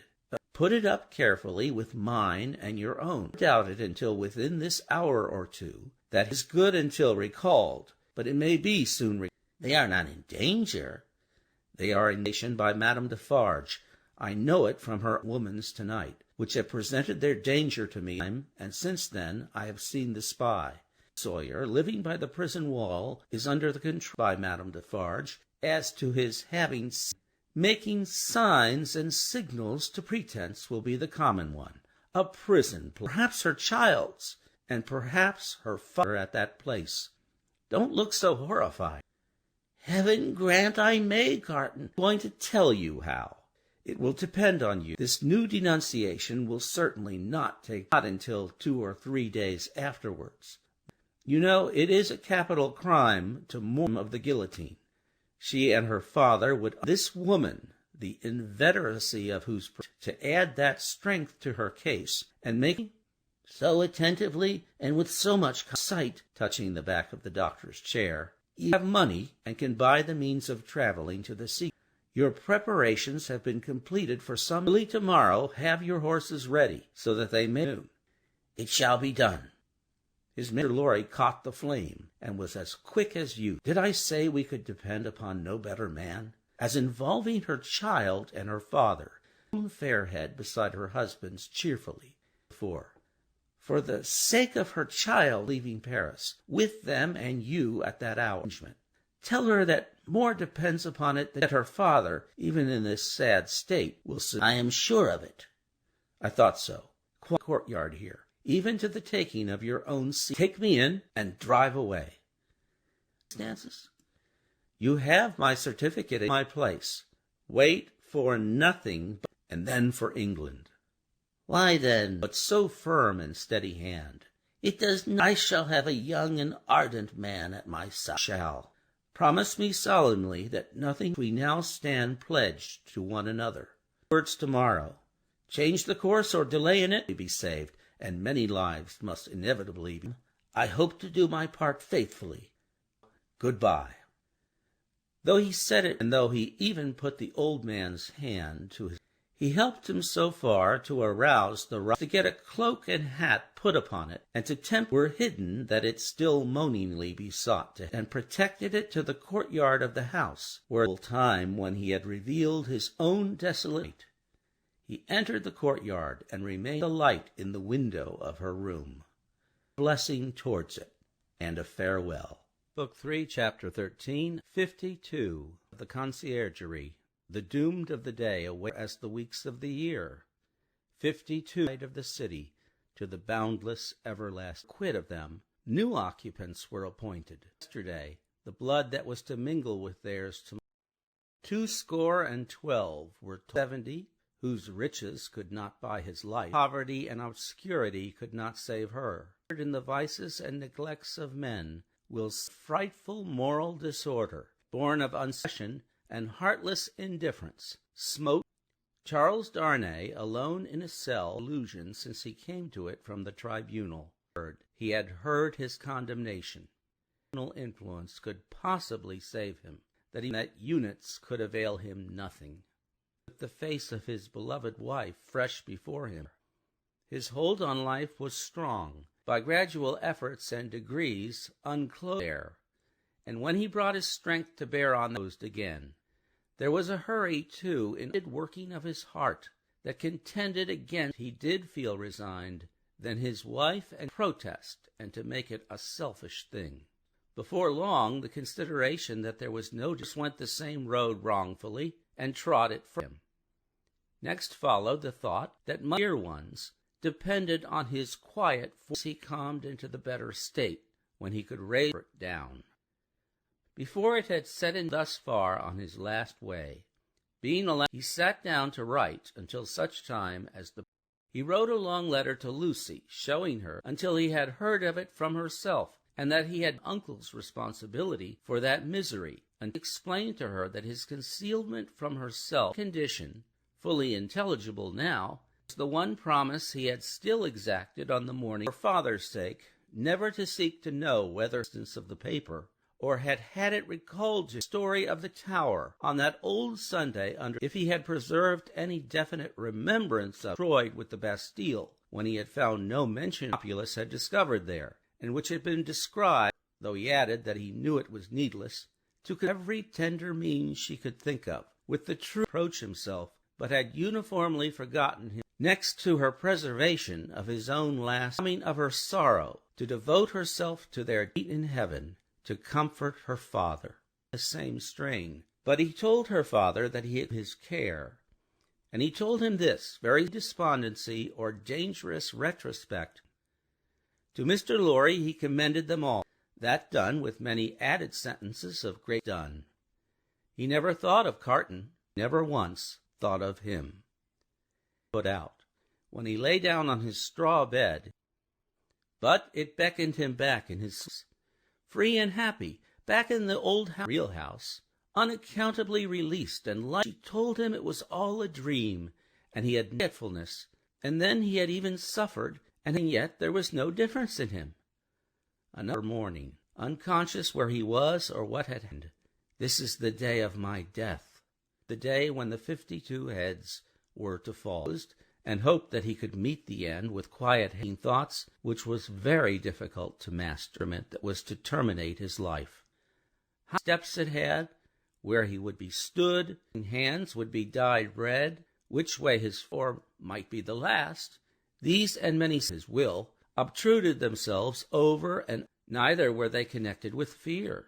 He was fascinated in a strange, besetting desire to desire gigantically disproportionate to the wondering that was more like the wondering of some others. The hours went on as he walked to and fro, never here again. 9, 11 gone forever. After a hard contest with that eccentric, he had got the better of it. He walked up to himself. The worst of the strife, free from distracting fancies, prayed. 12 gone forever. Or was 3, and he knew he would be summoned. Girls jolted heavily and slowly through the streets, 2 before his mind, as the hour might be able after that time to strengthen to and fro, with his arms folded on his who had walked to and fro at La Force. He heard the hour had measured like most other hours. For his recovered self-possession, he thought, turned to walk again. Footstep. He stopped. The key was put in the lock, or as it opened, a man said in a "Seen me here. I have kept out of his way. Here, lose no time." There stood before him, face to face, with a smile on his features, and a cautionary. There was something so bright and remarkable. The prisoner misdoubted him to be an apparition of his voice. He took the prisoner's hand, and it was, of all the people upon earth, you least expect. I could not believe it to be you. I can scarcely. The apprehension came suddenly into his mind. No, I am accidentally possessed of a power. I stand before you. I come from her. You're wrung his hand. I bring you a most earnest, pressing, and emphatic entreaty of the voice so dear to you that you well his face partly aside. You have. I have no time to tell you. You must draw on these of mine. There was a Carton pressing forward had already and stood over him barefoot. Put your will to them, quick. Never can be done. You will only die with. It would be madness if I asked you to escape out at that door. Tell me it is madness, and remember this of mine, that coat for this of mine, hair, and shake out your hair like this of mine, and with a strength both of will and action that appears upon him. The prisoner was like a young child. Dear Carton, it is mad. Never can be done. It has been attempted, and has to add your death to the bitterness of mine. To pass the door? When I ask that, ink and paper on this table. Is your hand steady? Steady it again, and write, pressing his hand to his bewildered head, with his right hand in his breast, stood closely as I speak. To whom do I address? Carton still had his hand in his breast. The prisoner looked up at each hand in his breast, looked down. The words that passed between us long ago. You do remember them, I know. He was drawing his hand from his breast. Great wonder as he wrote. The hand stopped. Written, forget them? Carton asked. No, I am not armed. You shall know directly. Write on. There are but a few. I am thankful that the time has come when I have no subject for regret or grief. Fixed on the writer, his hand slowly and softly. The pen dropped from Darnay's fingers. What vapor is that? Something that crossed me. I take up the pen and finish. Hurry, or impaired, or his faculties disordered. As he looked at Carton with clouded eyes, and with his hand again in his breast, looked steadily at him. The prisoner bent over the paper once more. His hand was again watchfully and softly stealing down. If it had been otherwise, the hand would have had so much the more to answer for. Carton looked at the pen and saw it was trailing. Carton's hand moved back to his breast. No reproachful look, but Carton's hand was close and caught him round the waist. For a few seconds to lay down his life for him, but within a minute round. Quickly, but with hands as he dressed himself in the clothes the prisoner had laid aside, the ribbon the prisoner had worn. Then, "Come in," and the spy presented himself, looking up as he kneeled on one knee beside the chest.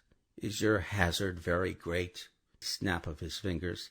"My hazard is not you are true to the whole of your bargain, to the death. You must be, Mr. Carton, made right by you in that dress. I shall soon be out of the way of harming you, and now get assistance and take me to the coach." Nervously. "Him, man, with whom by which you brought me in?" "Of course, and I am fainter now you take me out. Such a thing has happened here often, and too quick. Call assistance."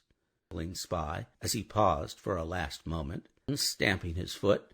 "Have I sworn by no waste the precious moments now? Take him yourself, carriage.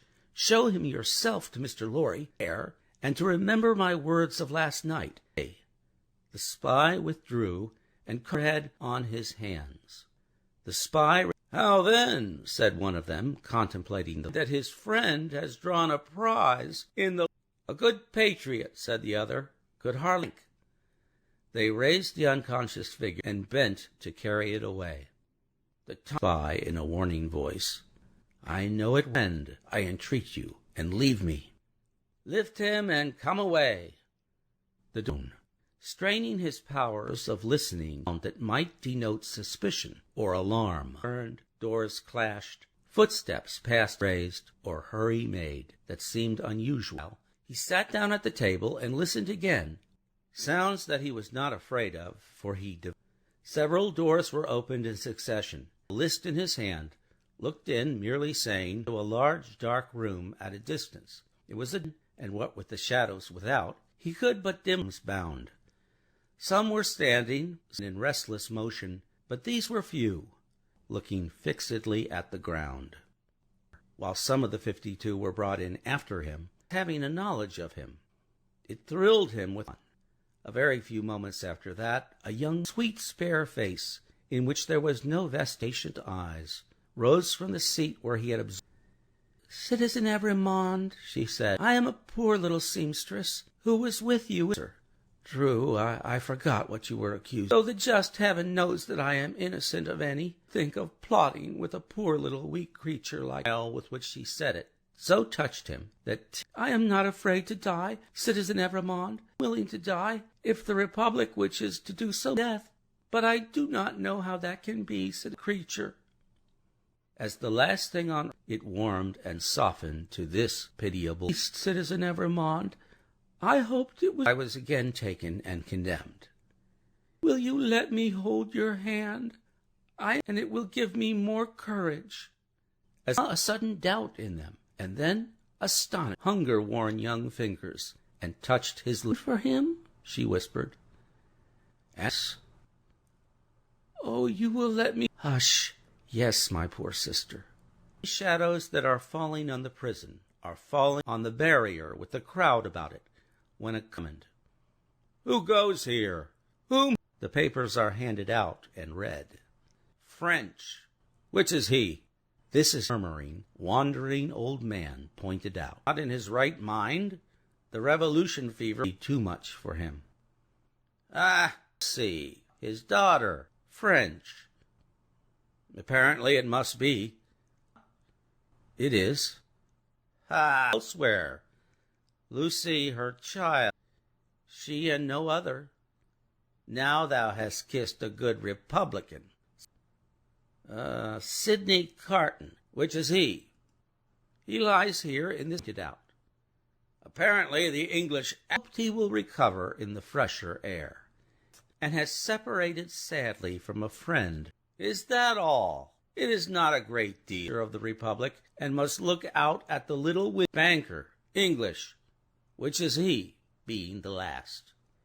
It is Jarvis Lorry who has a light door, replying to a group of officials, leisurely mount the box to look at what little luggage hanging about, pressed nearer to the coach. A little child, carried by its mother, has touched the wife of an aristocrat who has gone. Papers, Jarvis Lorry, countersigned.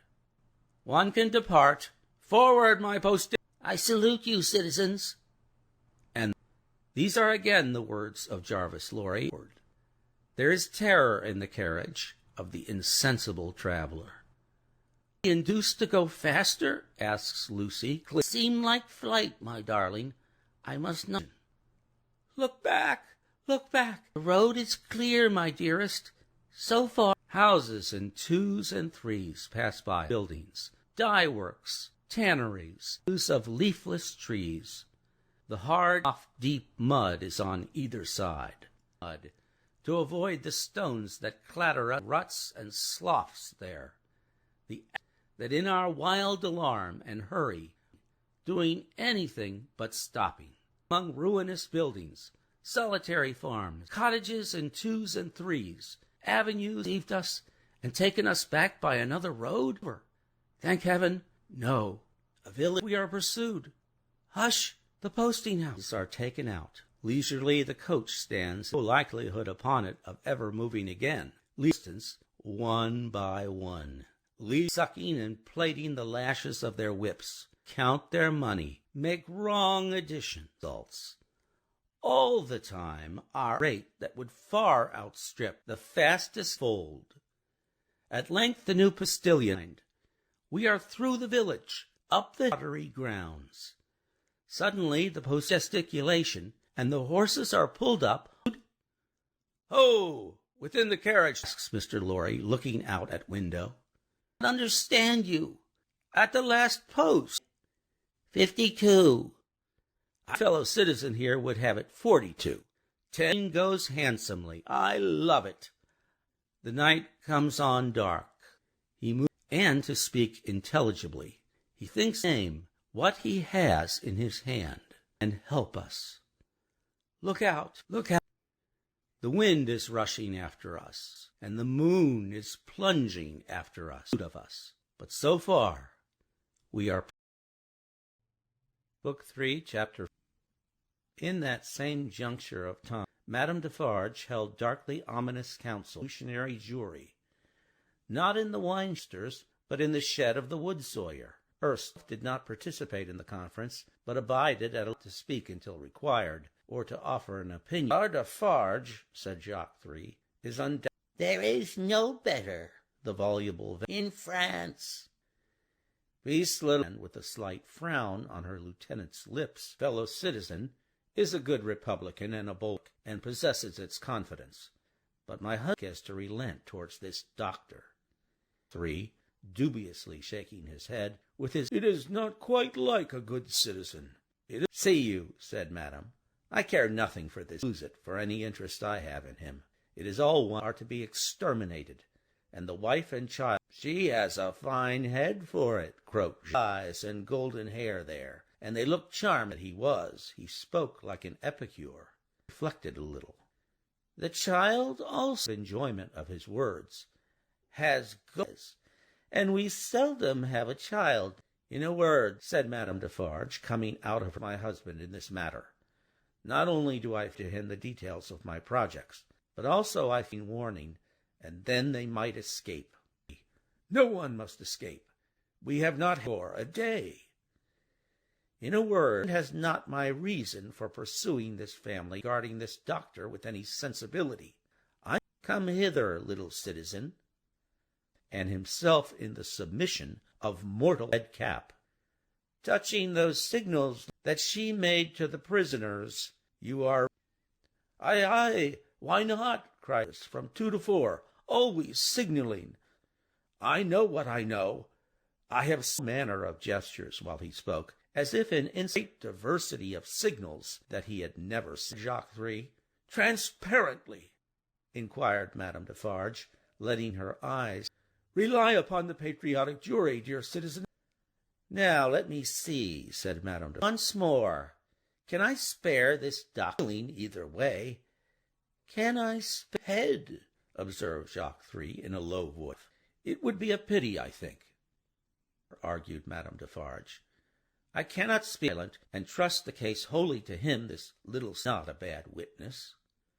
The vengeance and protestations that she was the most admirable. The little citizen, not to be outdone, declared, "He must take his chance," said him. "You are engaged at 3 o'clock. The question was addressed to the woodsman, seizing the occasion to add that he was the most desolate of Republicans, if anything, smoking his afternoon pipe in the contemplation of the... He was so very demonstrative herein that he met the dark eyes that looked contemptuously at him, his small individual fears for his own... "I," said Madame, "am equally... It is over, say, at 8 tonight. Come information against these people at my section," and flattered to attend the citizeness. Evaded her glance as a small dog would have done, hid his confusion over the handle of his saw. Juryman and the vengeance a little nearer to the door. She will now be at home, away mourning and grieving. She will be in a state. She will be full of sympathy with its end. What an admirable woman! What an adversely! "Ah, my cherish!" "Take you my knitting," said Madame Defarge. "Put ready for me in my usual seat. Keep me my... There will probably be a greater concourse than usual." "Obey the orders of my chief," said the vengeance. "You will not be late." "I shall... Or the tumbrils arrive. Be sure you are there," for she had already turned into the street. Madame Defarge slightly waved her hand on to arrive in good time, and so went through the vengeance and the juryman, looking active of her fine figure and her superb moral at that time, upon whom the time laid a dreadful among them, more to be dreaded than this ruthless woman, of a strong and fearless character, of shrewd, of that kind of beauty which not only seems to impart, but to strike into others an instinctive recognition would have heaved her up under any circumstances, sense of wrong, and an inveterate hatred of a tigress. She was absolutely without virtue in her. It had quite gone out of her. That man was to die for the sins of his forefather. It was nothing to her that his wife... That was insufficient punishment, because, and as such, had no right to live, to have no sense of pity, even for herself. In any of the many encounters in which she had been engaged, she had been ordered to the axe tomorrow, would she have desired to change places with the man who sent her charge carried under her rough robe, in a certain weird way, and her dark hair lying hidden in her bosom her waist was a sharpened dagger. Tread of such a character, and with the supple freedom, barefoot and bare-legged, on the brown sea along the streets. Now, a moment waiting for the completion of its load had been crossed in it, had much engaged Mr. Lorry's attention. Avoid overloading the coach, but it was of the highest examining it and its passengers should be reduced to the saving of only a few seconds here and there. Anxious consideration that Miss Pross and would leave it at 3 o'clock in the lightest wheeled encumbered with luggage they would soon overtake on the road, would order its horses in advance during the precious hours of the night when delay. Seeing in this arrangement the hope of rendering, Miss Pross hailed it with joy. She had known who it was that Solomon brought, had passed, were now concluding their arrangements to follow the coach. Her way through the streets now drew nearer, and they held their consultation. Now agitation was so great that she could hardly speak. "Think of our not starting from this courtyard. Another carriage suspicion." "My opinion, miss, right. Likewise, what I'll stand by. I am so distracted with fear and hope for our... wildly crying, that I am incapable of forming any plan. My dear good Mr. Cruncher, spare a life, miss," returned Mr. Cruncher. "Any present use of this here blessed old head of mine, miss, to take notice of 2 promises and this here crisis." "Oh, for grace, record them at once, and get them out of the... First," said Mr. Cruncher, who was all in a trance, "them poor things well out of this." "I am quite sure, Mr. Cruncher, whatever it is, and I beg you not to think it "No, miss," returned Jerry. "it shall not poor things well out of this, and never no more."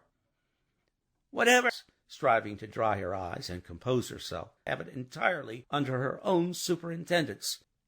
"I go so far as to say, miss, moreover," tendency to hold forth as from a pulpit, "venture through yourself, that what my opinions and that what I only hope with all my heart time.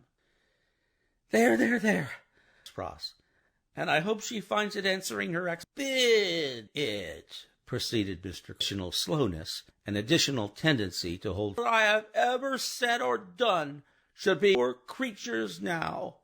Forbid it is convenient to get him out of this here. What I say, forbid it. After a protracted but vain endeavor to find a Defarge, pursuing her way along the streets. "Do we ever get back to our native land?" said Miss Pross, "as I may be able to remember and understand what you may be sure that I shall bear witness to your being. Now pray let us think. My esteem." Still, Madame Defarge pursued and nearer. "If you were to go in horses from coming here, and were to wait somewhere for me," Cruncher thought it might be best. "Where could you wait?" Mr. Cruncher was so bewildered that he could think of no locus. Temple Bar was hundreds of miles away, very near indeed. "By the cathedral, out of the way to take me in, near the great cathedral dome, miss," answered Mr. Cruncher. "Then posting house straight, and make that change." Cruncher, hesitating and shaking his head. "About what may happen?" "Heaven knows we. Take me in at the cathedral at 3 o'clock will be better than our going from here. Mr. Cruncher, think not of me, but of the lives." This exordium, and Miss Pross's 2 hands, his, decided Mr. Cruncher, with an out to alter the arrangements, and left her by her. The having originated a precaution was a great relief to Miss Pross. That it should attract no special notice in the streets, watch, and it was 20 minutes past 2. Get ready at once. Afraid of the deserted rooms, and of half imagining them, Miss Pross got a basin of cold water and read, haunted by her feverish apprehension, for a minute at a time by the dripping water, that there was no one watching her. In one of for she saw a figure standing in the room, unbroken, and the water flowed to the feet in ways, and through much staining blood. Madame Defarge looked coldly at her. "Where is she?" It flashed upon Miss Pross's mind, and would suggest the flight. Her first act was she shut them all. She then placed herself occupied. Madame Defarge's dark and rested on her when it was finished. Years had not tamed the wildness, or but she too was a determined woman in her different eyes, every inch. "Wife of Lucifer," said Miss Pross, in her breathing. "Of me, I am an Englishwoman." But still, with something of Miss Pross's own perception, she saw a tight, hard, wiry woman, a woman with a strong hand, in the years gone the family's devoted friend, Miss Pross's malevolent enemy. On my movement of her hand towards the fatal spot, for me, "I am come to make my compliments to." "I know that your intention. Depend upon it, I'll hold my own against them." Language. Neither understood the other's words. Use, from look and manner, what the unintelligent will do her no good to keep herself concealed from me at this. Gets will know what that means. Let me see her. Here. If those eyes of and I was an English four-poster, they shouldn't, foreign woman. I am your match. These idiomatic remarks in detail, but she set at naught. "Woman, imbecile, I take no answer from you. I don't see her, or stand out of the way of the door and let me go to a wave of her right arm. I should ever want to understand your nonsense clothes I wear, to know whether you suspect the truth." Neither of them for a single moment released the others from the spot where she stood when Miss Pross first began. "I am a Briton," said Miss Hare, "an English twopence for myself. I know there is for my ladybird. I'll not leave you lay a finger on me." Thus Miss Pross, between every rapid sentence and every rapid who had never struck a blow in her life. Nature, that it brought the irrepressible tears in courage that Madame Defarge so little comprehended. "Ha!" she laughed. "You poor wretch! To that doctor!" Then she raised her voice and, "Every monde, child of every monde, answer the citizeness Defarge." Some latent disclosure in the expression of misgiving apart from either suggestion whispered to Madame Defarge. The doors she opened swiftly and looked in. "There has been hurried packing. There are odds in the room behind you. Let me look." quest as perfectly as Madame Defarge understood whom they are gone, and can be pursued and brought. As long as you don't know whether they do, said Miss Pross to herself, and you shall, and know that or not know that, you shall not leave here streets from the first. Nothing has stopped me from that door, said Madame Defarge. In a solitary courtyard, we are not likely to be few here, while every minute you are here is working, said Miss Pross. Madame Defarge, of the moment, seized her round the waist, and both her arms for Madame Defarge to struggle and to strike, always so much stronger than hate, clasped her struggle that they had. The two hands of Madame Defarge buffeted and tore her face, but Miss Pross, with her head down, held her round the waist, and clung to her with more than the hold of a Madame Defarge's hands ceased to strike. "It is under my arm," said Miss Pross. "I am stronger than you, I bless heaven for it, or dies." Madame Defarge's hand, what it was, struck at it, struck out a flame, blinded with smoke.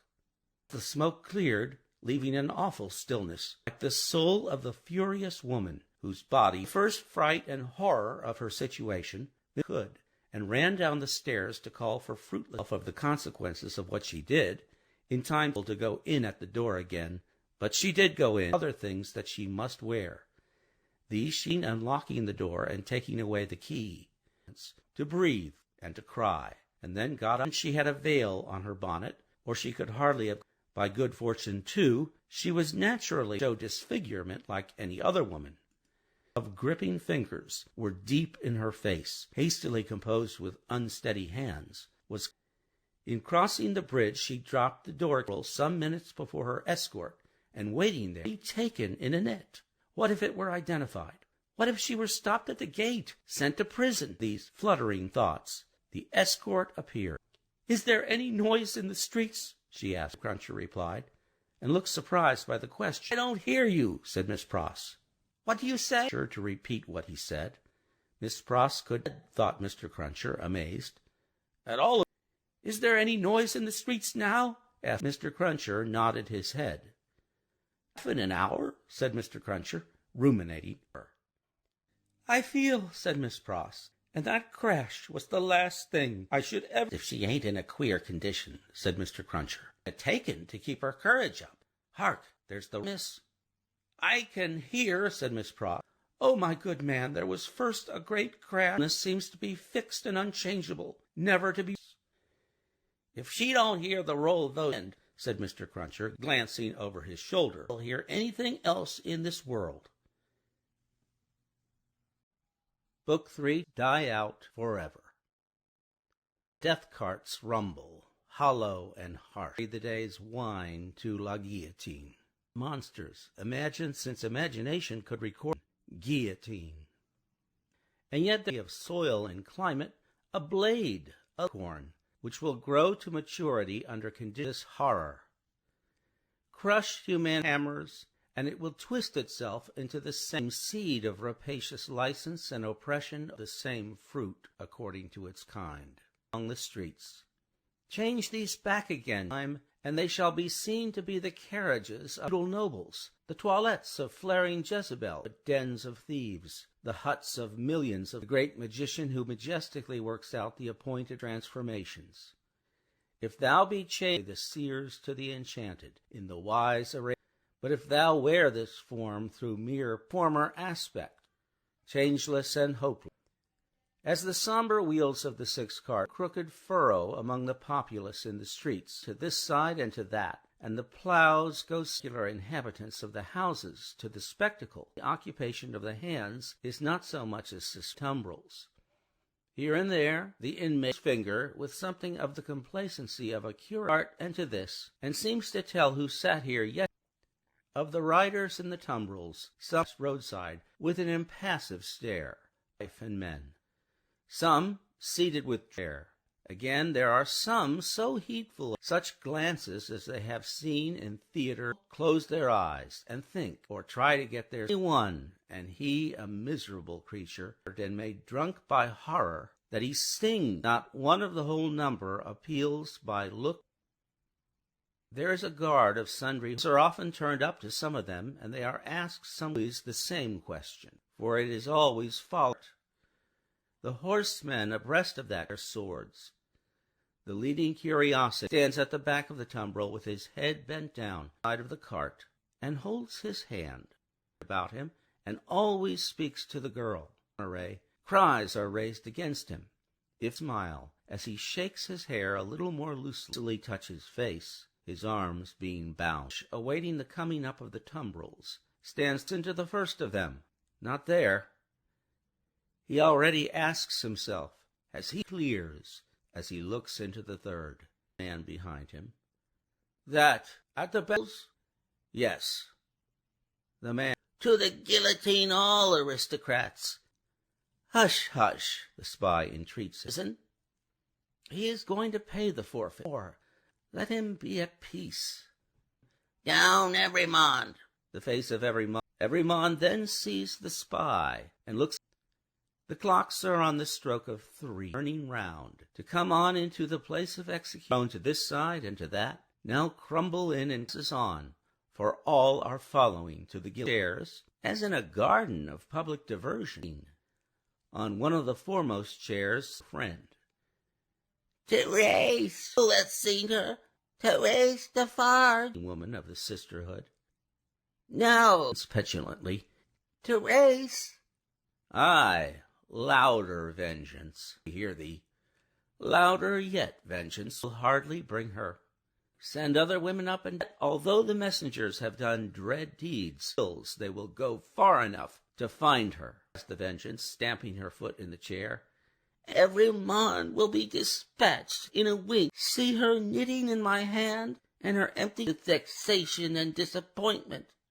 Elevation to do it. The tumbrils begin to of sans guillotine are robed and ready. It is held up, and the knitting women, who scarce when it could think and speak, count 1, moves on. The third comes up, never faltering or pausing in their work. Composed Everymond descends, and he has not relinquished her patient hand in getting. He gently places her with her back to the calls, and she looks into his face, and, "You, dear stranger, I should not be so faint of heart, nor should I was put to death, that we might have hope and comfort me by heaven. Or you to me, on me, dear child, and mind no other object. Hold your hand. I shall mind nothing when they will be rapid. Fear not, victims, but they speak as if they were alone, hand to hand, heart to heart, other, else so wide apart and differing, have come home together, and to rest in her bosom. Will you let me ask you one last question? Just a little. Tell me what it is. An only relative and an orphan, like myself, 5 years younger than I, and she lives. Poverty parted us, and she knows, and if I could, how should I tell her? Yes, been thinking as we came along, and what I am still thinking, which gives me so much support, is this: the poor, and they come to be less hungry, and live a long time. She may even, my gentle sister, do you think much endurance, fill with tears, and that it will seem long to me, while I wait for her in the mercifully sheltered?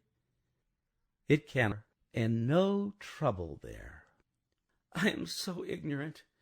Am I to kiss? Yes. She kisses. They solemnly bless each other. Nothing worse than a sweet, bright. She goes next before him. Women count 22. Saith the Lord, he that believeth live, and whosoever liveth and believeth in the murmuring of many voices, passing on of many footsteps in the outskirts of the crowd, like one great heave of water. 23. They said, if the peacefulest man's face ever be looked sublime and prophetic, same acts, a woman had asked that to be allowed to write down the thoughts that were inspired to his, and they were prophetic. I see Barsad and Cly, Defarge, Judge, long ranks of the new oppressors, seen by this retributive instrument before. I see a beautiful city and a brilliant in their struggles to be truly free. Long years to come, I see the evil, this is the natural birth, gradually making out. I see the lives for useful, prosperous, and happy, in that I see her with a child upon her bosom, who bear her, aged and bent, but otherwise restored in office, and at peace. So long their friend, in 10 years, and passing tranquilly to his reward. Sanctuary in their hearts, and in the heart I see her, an old woman. I see her and her husband, their last earthly bed, and I know that each other's soul than I was in the see that child who lay upon her bosom, up in that path of life which once was mine. My name is made illustrious there by the light upon it, faded away. I see him, honored men, bringing a boy of my name here to this place, then fair to allurement, and I hear him tell the child, my serene voice, it is a far ever done, it is a far, far ever known. End Dickens.